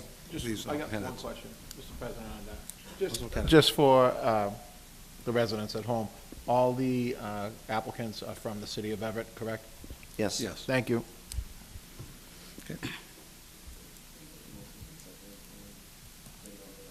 Okay. Yes, I made a motion for all three. Make a motion to close nominations? Do I have a second? Second. Motion to close nominations, second. All in favor? Aye. The ayes have it. No. Opposed? Councilors, just read the person that you would like to vote for. Councilor Della Sola. Mike Magan. Councilor DeFlorio. Mike Mangan. Councilor DePiero. Michael Mangan. Councilor Hanlon. Mike Mangan. Councilor Marchese. Mike Mangan. Councilor McKinnon. Oh, excuse me, Councilor Matusky. Ms. Judkins. Now, Counselor McKinnon. Mike Mangan. Counselor McLaughlin. Michael Mangan. Counselor Simonelli. Michael Mangan. And President Napolitano. David Flood.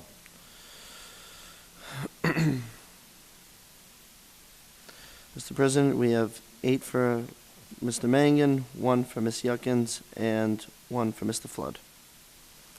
Mr. Mangan has been nominated. Okay, Mr. Mangan, congratulations. You secure the job. Mr. President, I'd like to thank Councilman all the applicants for applying for this and going through the process. It was great hearing all the experience that they have, and I want to congratulate Mr. Mangan. Thank you. I'd like to also encourage and thank the other candidates for coming up this evening and speaking on your interests, and thank you for coming up. Mr. President, if I may ask what the process going forward is there a swearing in, or it's just? No, there'll be an offer letter that goes out, and I'll talk to the clerk about that this evening. Wonderful. Thank you. So there's a motion here before us to We've hired the person. Hired the person, that's it. That's it. Clerk, read the next item of business. Mr. President, on that motion, can we file for reconsideration, please? Are you making a motion to file for reconsideration? Make a motion, file for reconsideration. Okay. You can do so. Do I have a second? All in favor? For the motion for reconsideration. All in favor? Opposed? The ayes have it. The item is before you again? Nope. We're looking for a No, vote. bringing the item back. Right, the first motion was to bring it back for consideration. Okay. Clerk will receive, right. The reconsideration should be done by roll call vote. Right, go ahead. Thank you. Yes, you would like to reconsider the vote? No, you will not like to reconsider the vote. Yes. Counselor Della Sola. No. Counselor DeFlorio. Counselor DePiero. No. Counselor Hanlon. No. Counselor Marchese. No. Counselor Matusky. No. Counselor McKinnon. No. Counselor McLaughlin. No. Counselor Simonelli. No. And President Napolitano. No. That would be 10 nays, 0 yeas. It has failed. Reconsideration has failed. Clerk will read the next item of business. Am I, Probably the salaries. and, I do see one of the directors here, and I don't know what item he's here for, but yeah, I don't know if you'd like to. It's the salaries. It's four, it's got to do with 5, 6, 7. I see the engineering director, so I just, Is there an item I here didn't for want to, engineering? this one I was looking for. Nothing on here.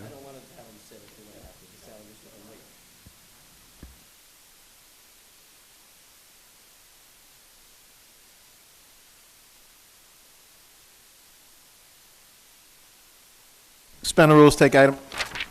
Second. We have a motion to take item number 14 from the calendar. It's been seconded. All in favor? Aye. Opposed?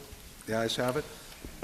Item number 14, Mr. President, is a resolution offered by Councilor Wayne A. Matusky that the city engineer appear at the April 9th meeting to What is he update back on much-needed there for? improvements on What's the street and sound? sidewalk repairs to the following: Cabot, Revere, Second, and Bow Streets that have become unsafe and unsightly. Can you have the city engineer before us, please?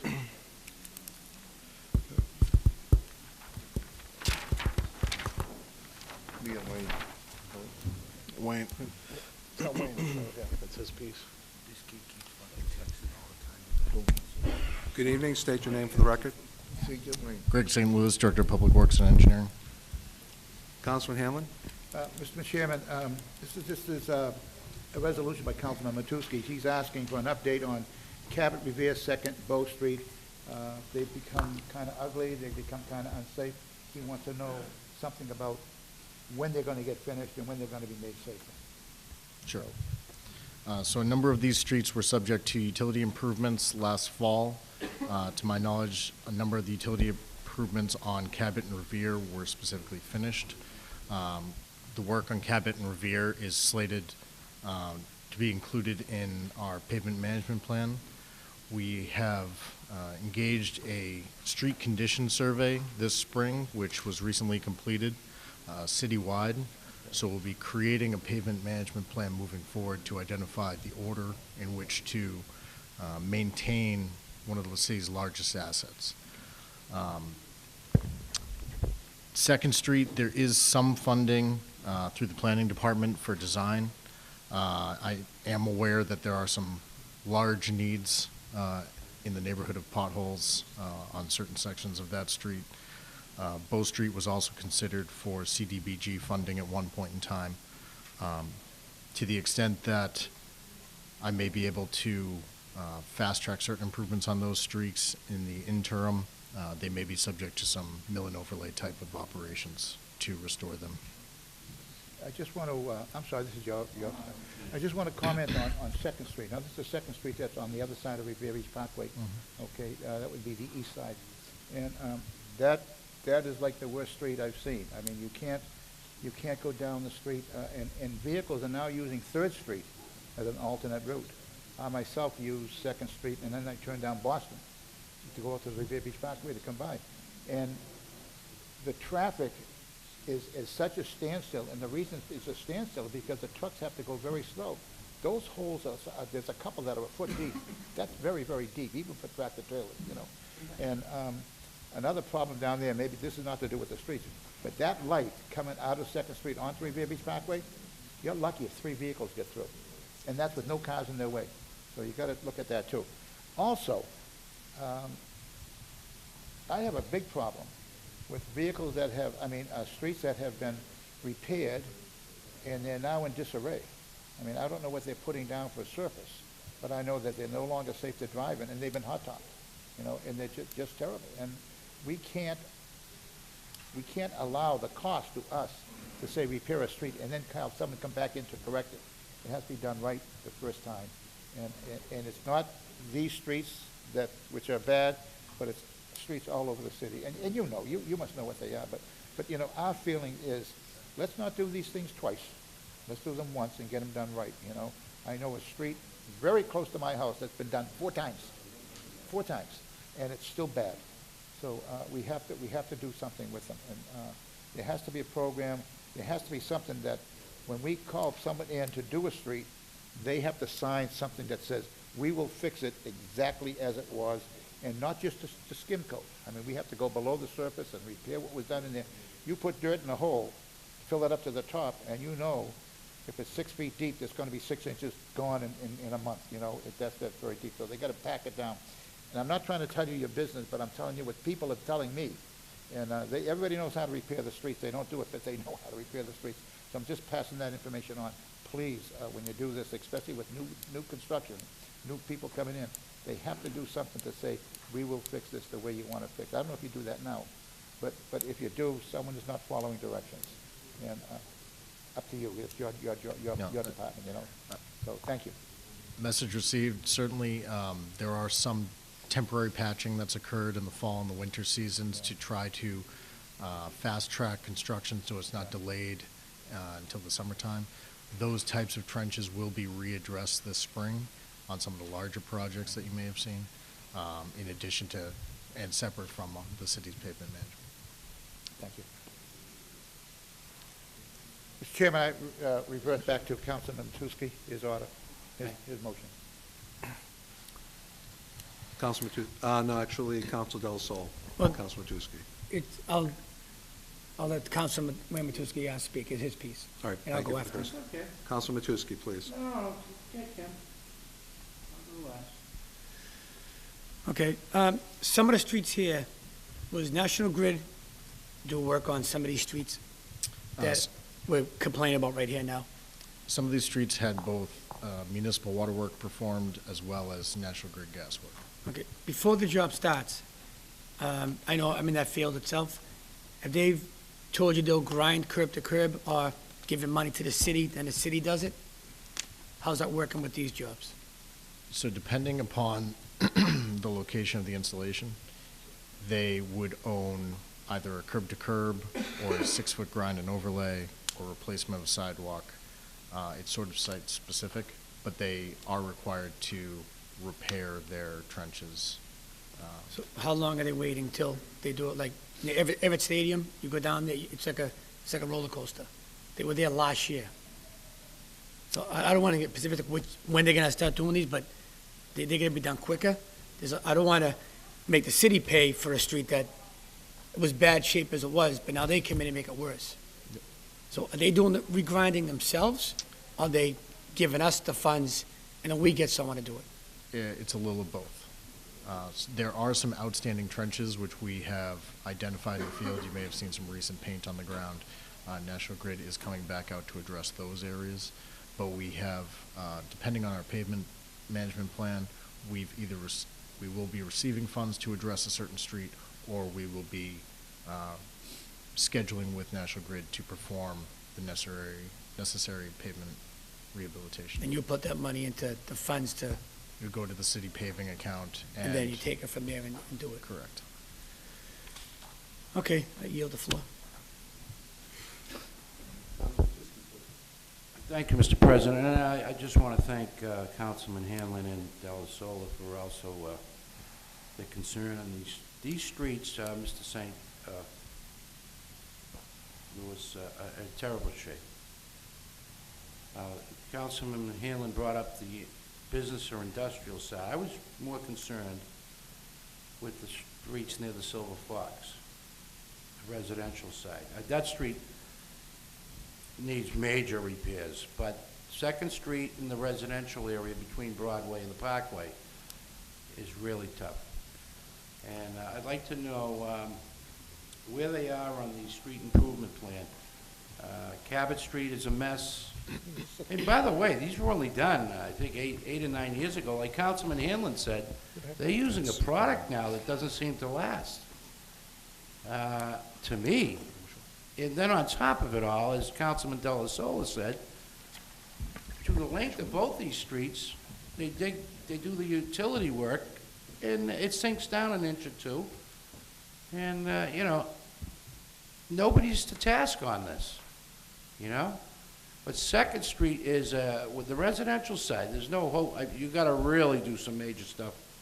And you can't stop the trucking that goes on there. I can just imagine what kind of traffical delays would add up there. But in Bow Street, poor Bow Street. Now, that area is gonna see a renaissance with the casino, you know.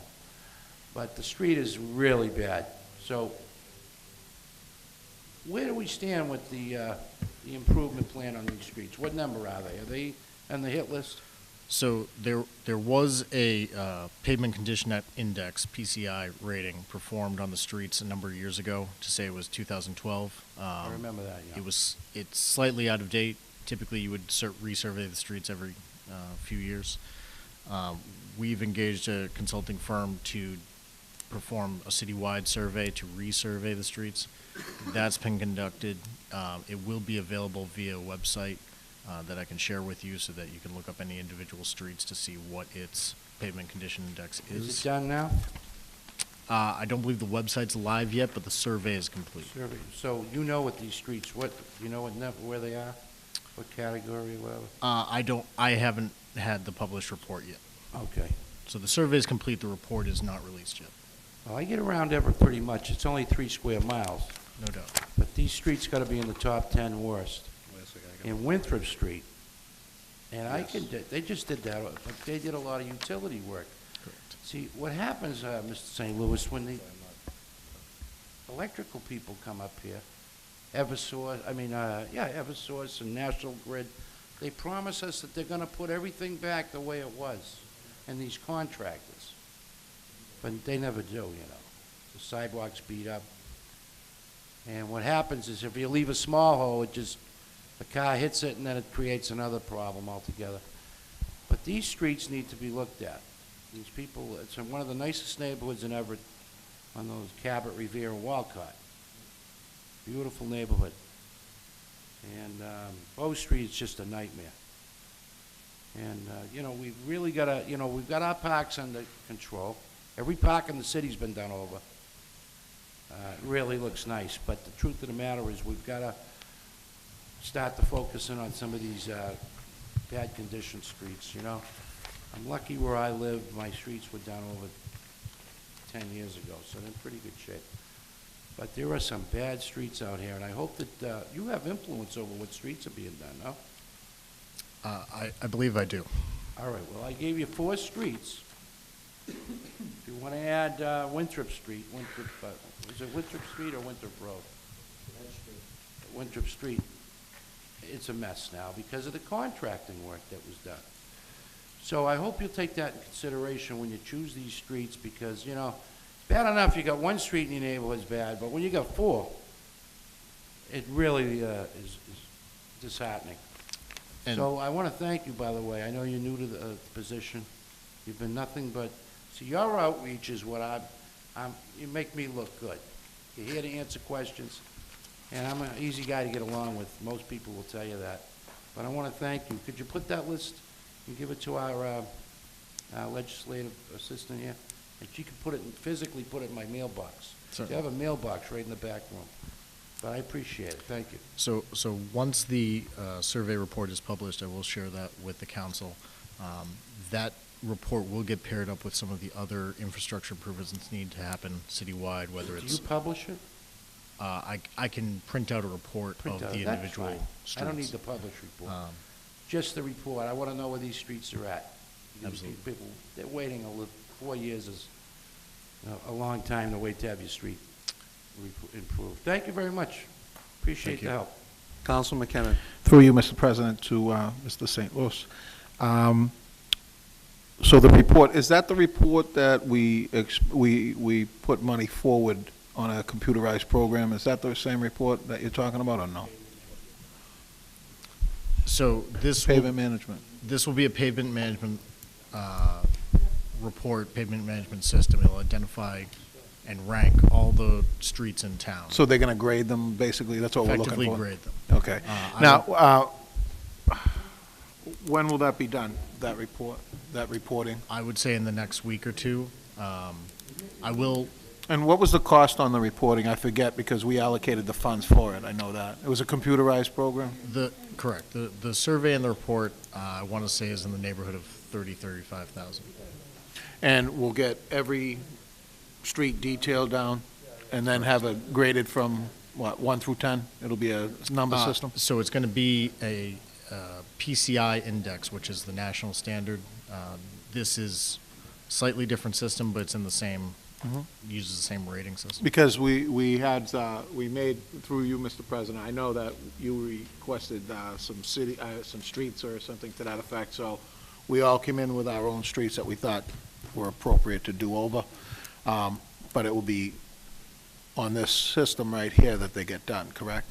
So coming into the city of Everett this fall, there were some holdover streets from last year. There's some ongoing construction projects, as you've seen before you, Cabot Revere, where to the extent that the city addresses water and gas needs in a street, I endeavor to follow that with paving.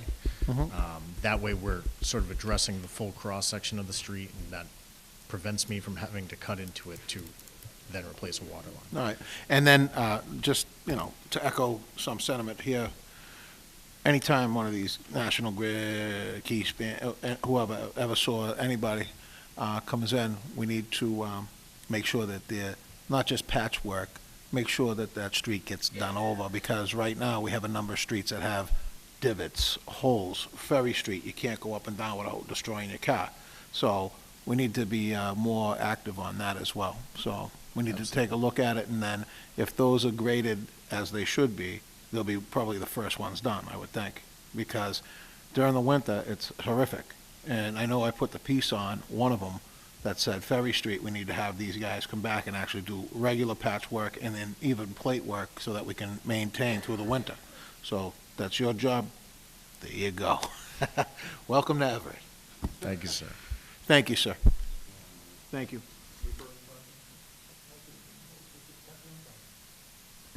If there's no further questions, or entertain a motion to excuse the customary thanks. Second, all in favor? The ayes have it. Councilman Matusky? Thank you, Mr. President. I think the city engineer is taking our concerns. He's going to provide us with some information on the improvements category of the streets. And I want to thank you, Mr. President, for the outreach on the list that you requested through the email. As you notice, I email now and then. I want to thank you for that, and hopefully these streets will get some justice. Thank you. So I'd like to refer this back to sponsor with a thanks to the city engineer for appearing with the information. All right. I have a motion to refer back to sponsor and second it. All in favor? Aye. The ayes have it. Motion to suspend the rules and take item number 8 and, 7 and 8. Second. And can we suspend Rule 13 on them once they are read? Let's suspend on one item at a time. Sure. Okay. Clerk, will read item 7 and 8. Collected. Item number 7 is an order offered by Councilor Peter A. Napolitano as president to transfer $620,000 from budgetary fund balance into the fire department salary account. This will fund settlement of the FY18 International Association of Firefighters Local 143 contract for the period 7/1/17 through 6/30/18. Item number 8 is an order offered by Councilor Peter A. Napolitano as president. Excuse me. To transfer $275,000 from the budgetary fund balance into the fire department salary account to fund the settlement of FY17 International Association of 7 and Firefighters 8. Local 143 contract for the period 7/1/16 through 6/30/17. Motion to suspend item number 13 on number 7. We have a motion to suspend rule number 13 on item number 7. Second. Have a second. All in favor? Aye. Favorable action? No, what do we have here? Ruling from the chair that I do consider this routine because it's a contract settlement, so we need, so we're going to vote on this tonight. So favorable action on the order. Second. We have a motion for favorable action on the order. Second. Second. All in favor? Aye. It's in order, Mr. It's in order, President. Roll call. Councilman Matusky, you got a question? I just want to make a statement, Mr. President, if that's okay.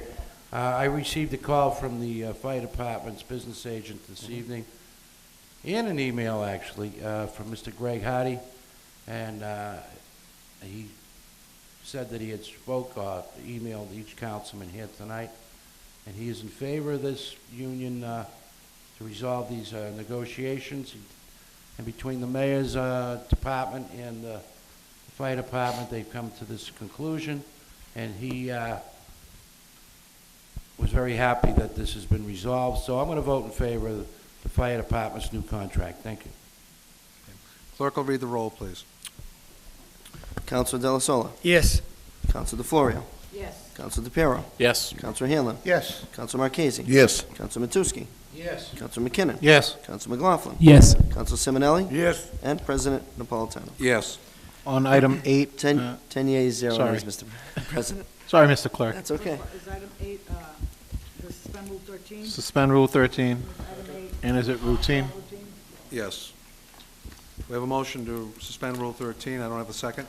Second. All in favor? Aye. Ayes have it. Favorable action on the order? Second. Motion for favorable action on the order, seconded. Clerk, read the roll.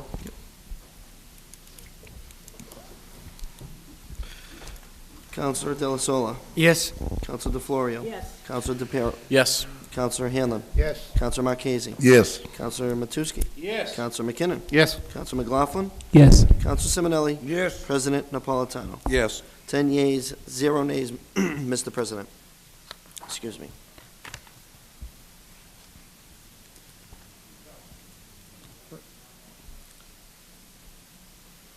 Clerk will read item number 6.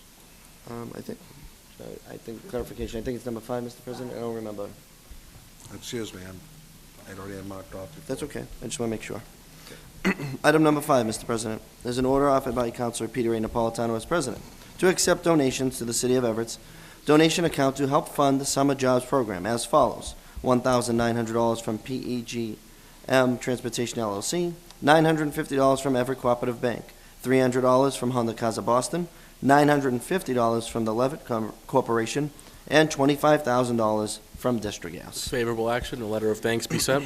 Okay, a motion for favorable action, a letter of thanks be sent, seconded. Clerk will read the roll.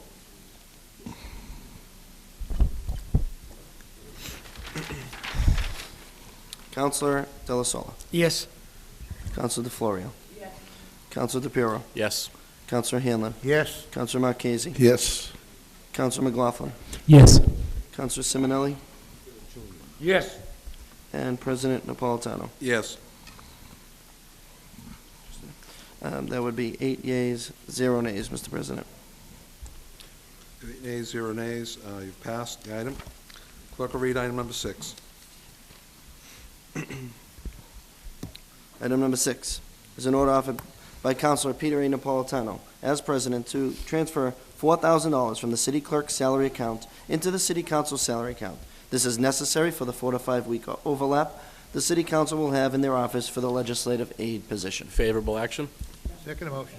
Yeah, we need to suspend. Suspend Rule 13 in favorable action. Second motion. We have a motion to suspend Rule 13. It's been seconded. All in favor? Aye. Aye. The ayes have it. An order. Good. Favorable action. I believe this was already in our budget, so I don't know if this would be routine. This would be routine only in the respect that we did not plan for an overlap for a training period for the new legislative aid. That money need to be transferred over to cover that. So we're paying for 2 people for the month of May. Yes, so what I'm saying is, it's not up to you, it's whether it's routine or non-routine. Right, and I consider it routine under the circumstances. So we've suspended Rule 13. I have a motion for favorable action. Second. Do I have a second? Yep. Clerk will read the roll. Councilor Della Sola. Yes. Councilor DeFlorio. Yes. Councilor DePiero. Yes. Councilor Hanlon. Yes. Councilor Marchese. Yes. Councilor Matusky. Councilor McLaughlin. Yes. Councilor Simonelli. Yes. Councilor McKinnon. Yes. And President Napolitano. Yes. That would be 10 yeas, 0 nays, Mr. President. Clerk will read item number 9. Item number 9 is an order offered by Councilor Peter A. Napolitano as president to petition for a new livery license for VLANAR Transportation at 433 Broadway, Suite C, Everett. Papers in order? Yes, may I just very briefly? These are those new livery licenses that we're doing. I don't know if you want to send it to committee. It's a new person. They have 1 license. This isn't a business location, though, unlike the last one. To which send it was to committee. residential. I Motion just made wanna- to send it to committee. Second. See who we're giving it Yep, to. yep, and it says CBD, you'd be, Community Business Development, is where you're sending it. We have a motion to send item number 9 I just to Community Business Development. Have a second? All in favor? Aye. The ayes have it. Clerk will read number 10.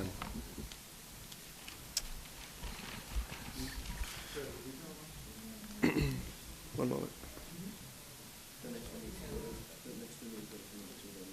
So, I'll read them. 10, 11. 10, 11. Item number 10 is an order offered by Councilor Peter A. Napolitano as president. It's a new petition for a mechanical repair and auto body repair license for light auto sales and repair at 367 Third Street. They tell me to take both. To refer It's a this new- it's to a new- Community It's a current Business location, Development new Committee? Go to committee. The motion go to Committee for Community Development. Second it? Second. All in favor? Aye. Opposed? The ayes have it. Clerk will read number 11.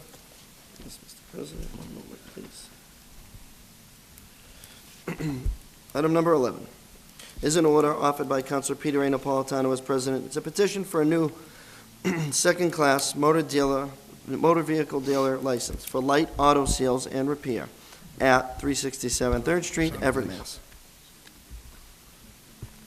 Refer to the business Second. Community Business. business. Have a motion to refer this to Business Community Development. Do I have a second? Second? All in favor? Aye. The ayes have it. You refer this to committee. Clerk will read item number 12.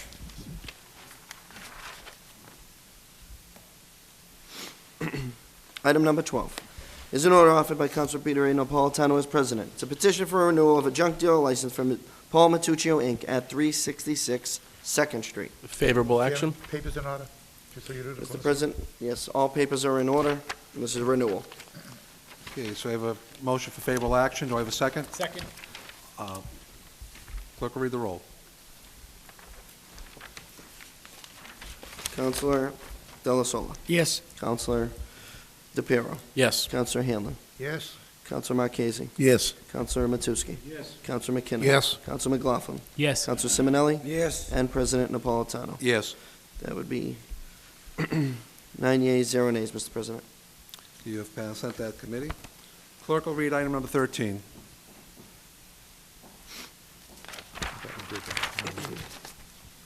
Item number 13. These are all, the next few are committee reports for the Community Business, Government Operations, Public Safety, and Public Service Committee.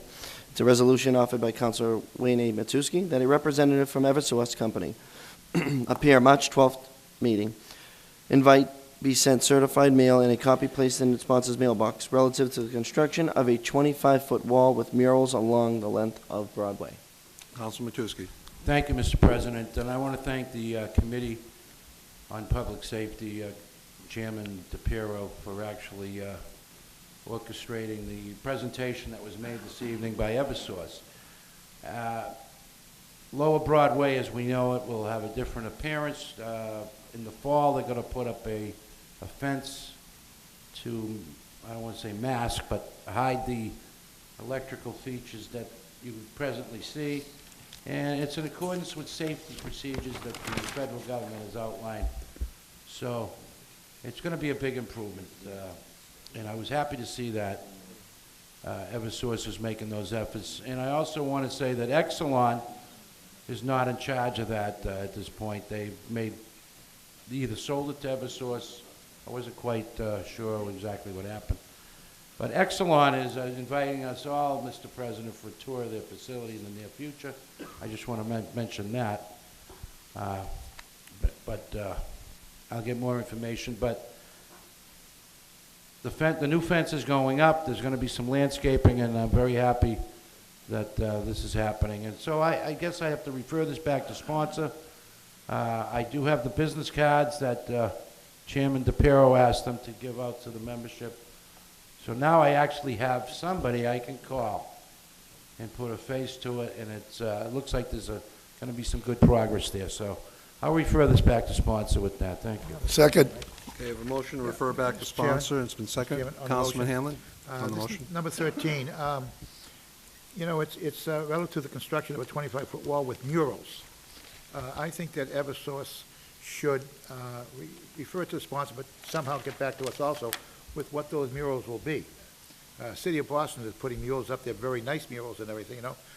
We want to make sure they're the proper kind for the city of Everett. So just let them contact us and tell us what those murals are going to look like. Okay, well, right now the motion is to refer it back to sponsor. I know, we can do that, but we'll also do, well, we'll call Eversource ourselves. We have a motion to refer back to sponsor. It's been second. All in favor? Opposed? The ayes have it.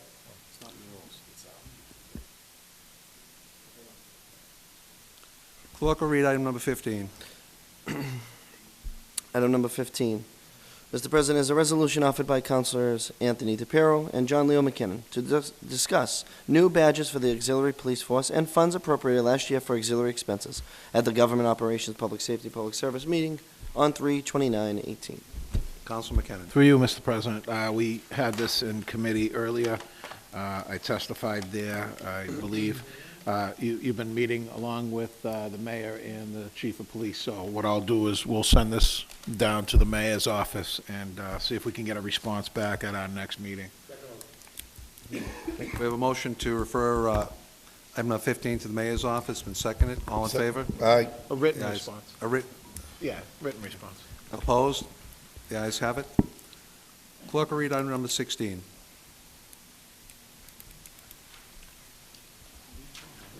One second, sorry.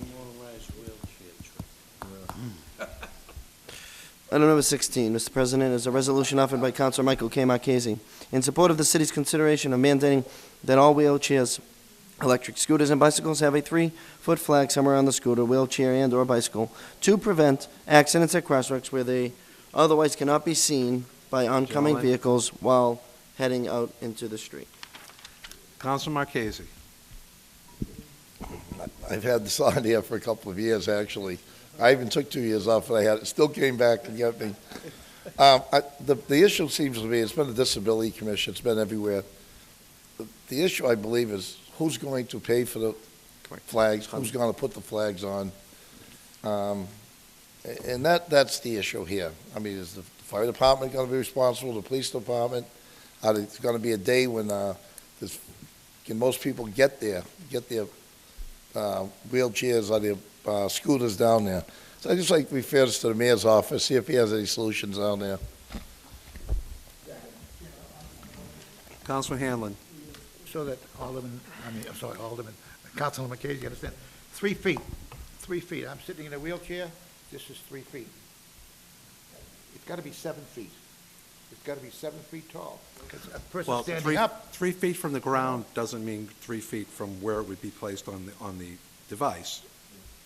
And I think it would be a little higher, but well, that's a good okay, point. but it's too small. Even 3 foot on the top of the person's head is only 6 feet, and that's too small. So I'm saying. We amend we the change it to John. 7 feet, although nothing will probably happen anyway. What?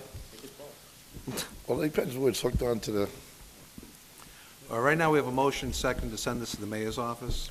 wait, why don't we amend it first and make it taller? There's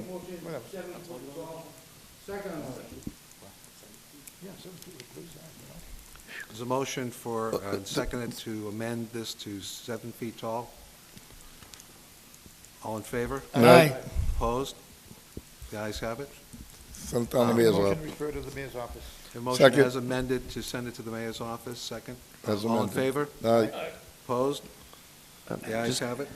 To the sponsor, when we send it to the mayor, are you looking for a response back just to you or back to the committee, to the group?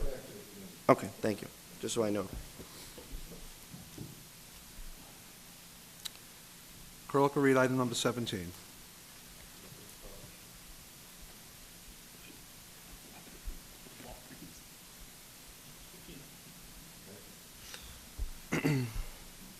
Item number 17, Mr. President, is a resolution offered by Councilor Richard J. Delasola Jr.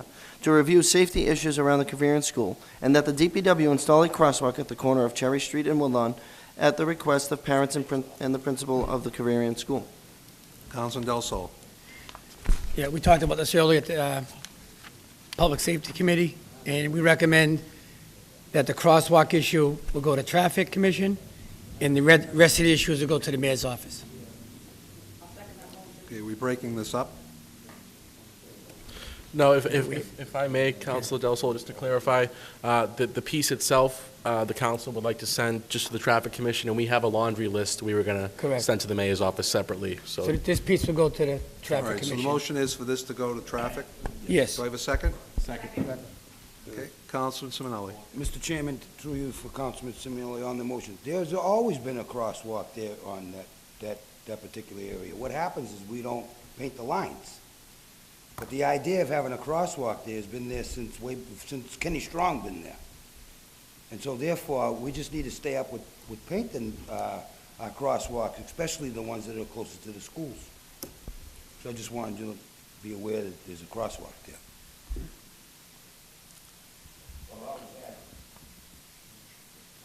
Yes. All right, so we have a motion to go, for this to go to traffic. It's been seconded. All in favor? Aye. Opposed? The ayes have it. Clerk will read item number 18. Item number 18 is a resolution offered by Councilors Peter Napolitano and Councilors Anthony DePiero that a representative from the MBTA appear at the next Government Operations Public Safety and Public Service meeting to discuss issues with the bus routes 104 and 109 during rush hour between 4:30 and 7:30 p.m. Councilman DePiero.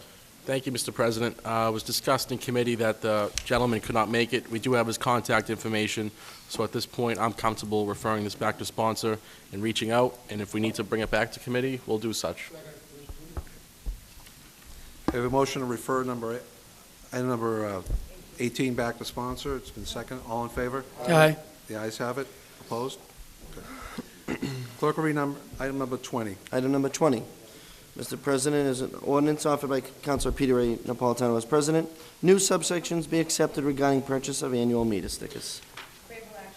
Just clarification, this is for ordainment, right? This is for ordainment. I second the motion. Motion for ordainment. It's been seconded. Clerk will read the roll.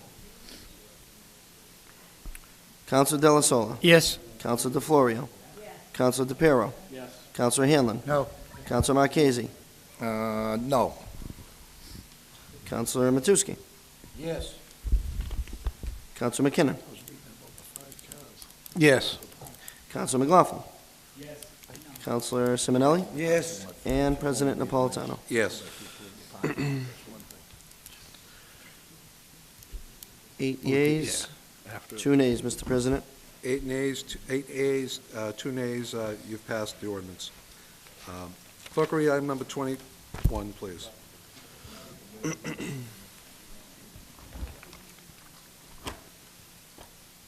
number 21, is an ordinance offered by Councilor Peter A. Napolitano as president to amend Chapter 12-55 of the revised ordinances, Section 12-55, conditions placed on lodging house licenses. This is for ordainment also. Second. Motion for favorable action for ordainment, seconded. Clerk, read the roll. Councilor Della Sola. Yes. Councilor DeFlorio. Councilor DePiero. Yes. Councilor Hanlon. Yes. Councilor Marchese. Yes. Councilor Matusky. Yes. Councilor McKinnon. Yes. Councilor McLaughlin. Yes. Councilor Simonelli. Yes. And President Napolitano. Yes. That would be 10 yeas, 0 nays, Mr. President. 10 yeas, 0 nays, you've passed the ordinance. Clerk will read item number 23.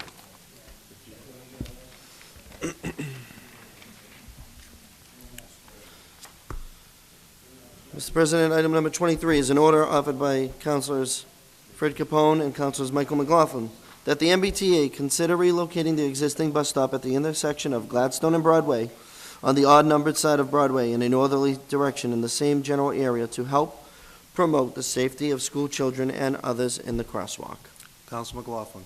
Thank you, Mr. President. Mr. President, Councilor Capone and I had been contacted by the principal down at the Whittier School, as I'm sure some of my colleagues have been also contacted regarding this bus stop. It's kind of real close to the school. Parents are pulling in their buses, can't get off of Broadway, and it's becoming kind of a tug of war. They're hoping that they can move the bus stop more northerly on Broadway. So I've spoken through Senator DiDomenico's office with the representative from the MBTA. They're happy to do it. They just need a correspondence or request from the City Council to be able to do so.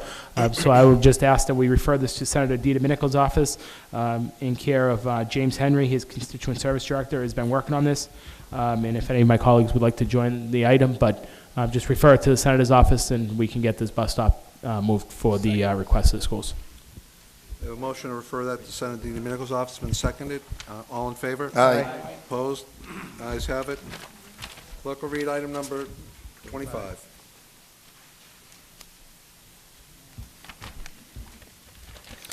Item number 25. Final piece. Mr. President, is a resolution offered by Councilor Peter A. Napolitano as president that the Public Works Department replace the stump in front of the Immaculate Conception Church with a new tree. Council McKinnon. Refer this to Public Works. Second. So a motion to refer this to Public Works, second. All in favor? Aye. Opposed? The ayes have it. Motion to adjourn, Mr. We President. have a motion to adjourn. No. Do I have a second? All in favor? Aye. Opposed? The ayes have it. We are adjourned.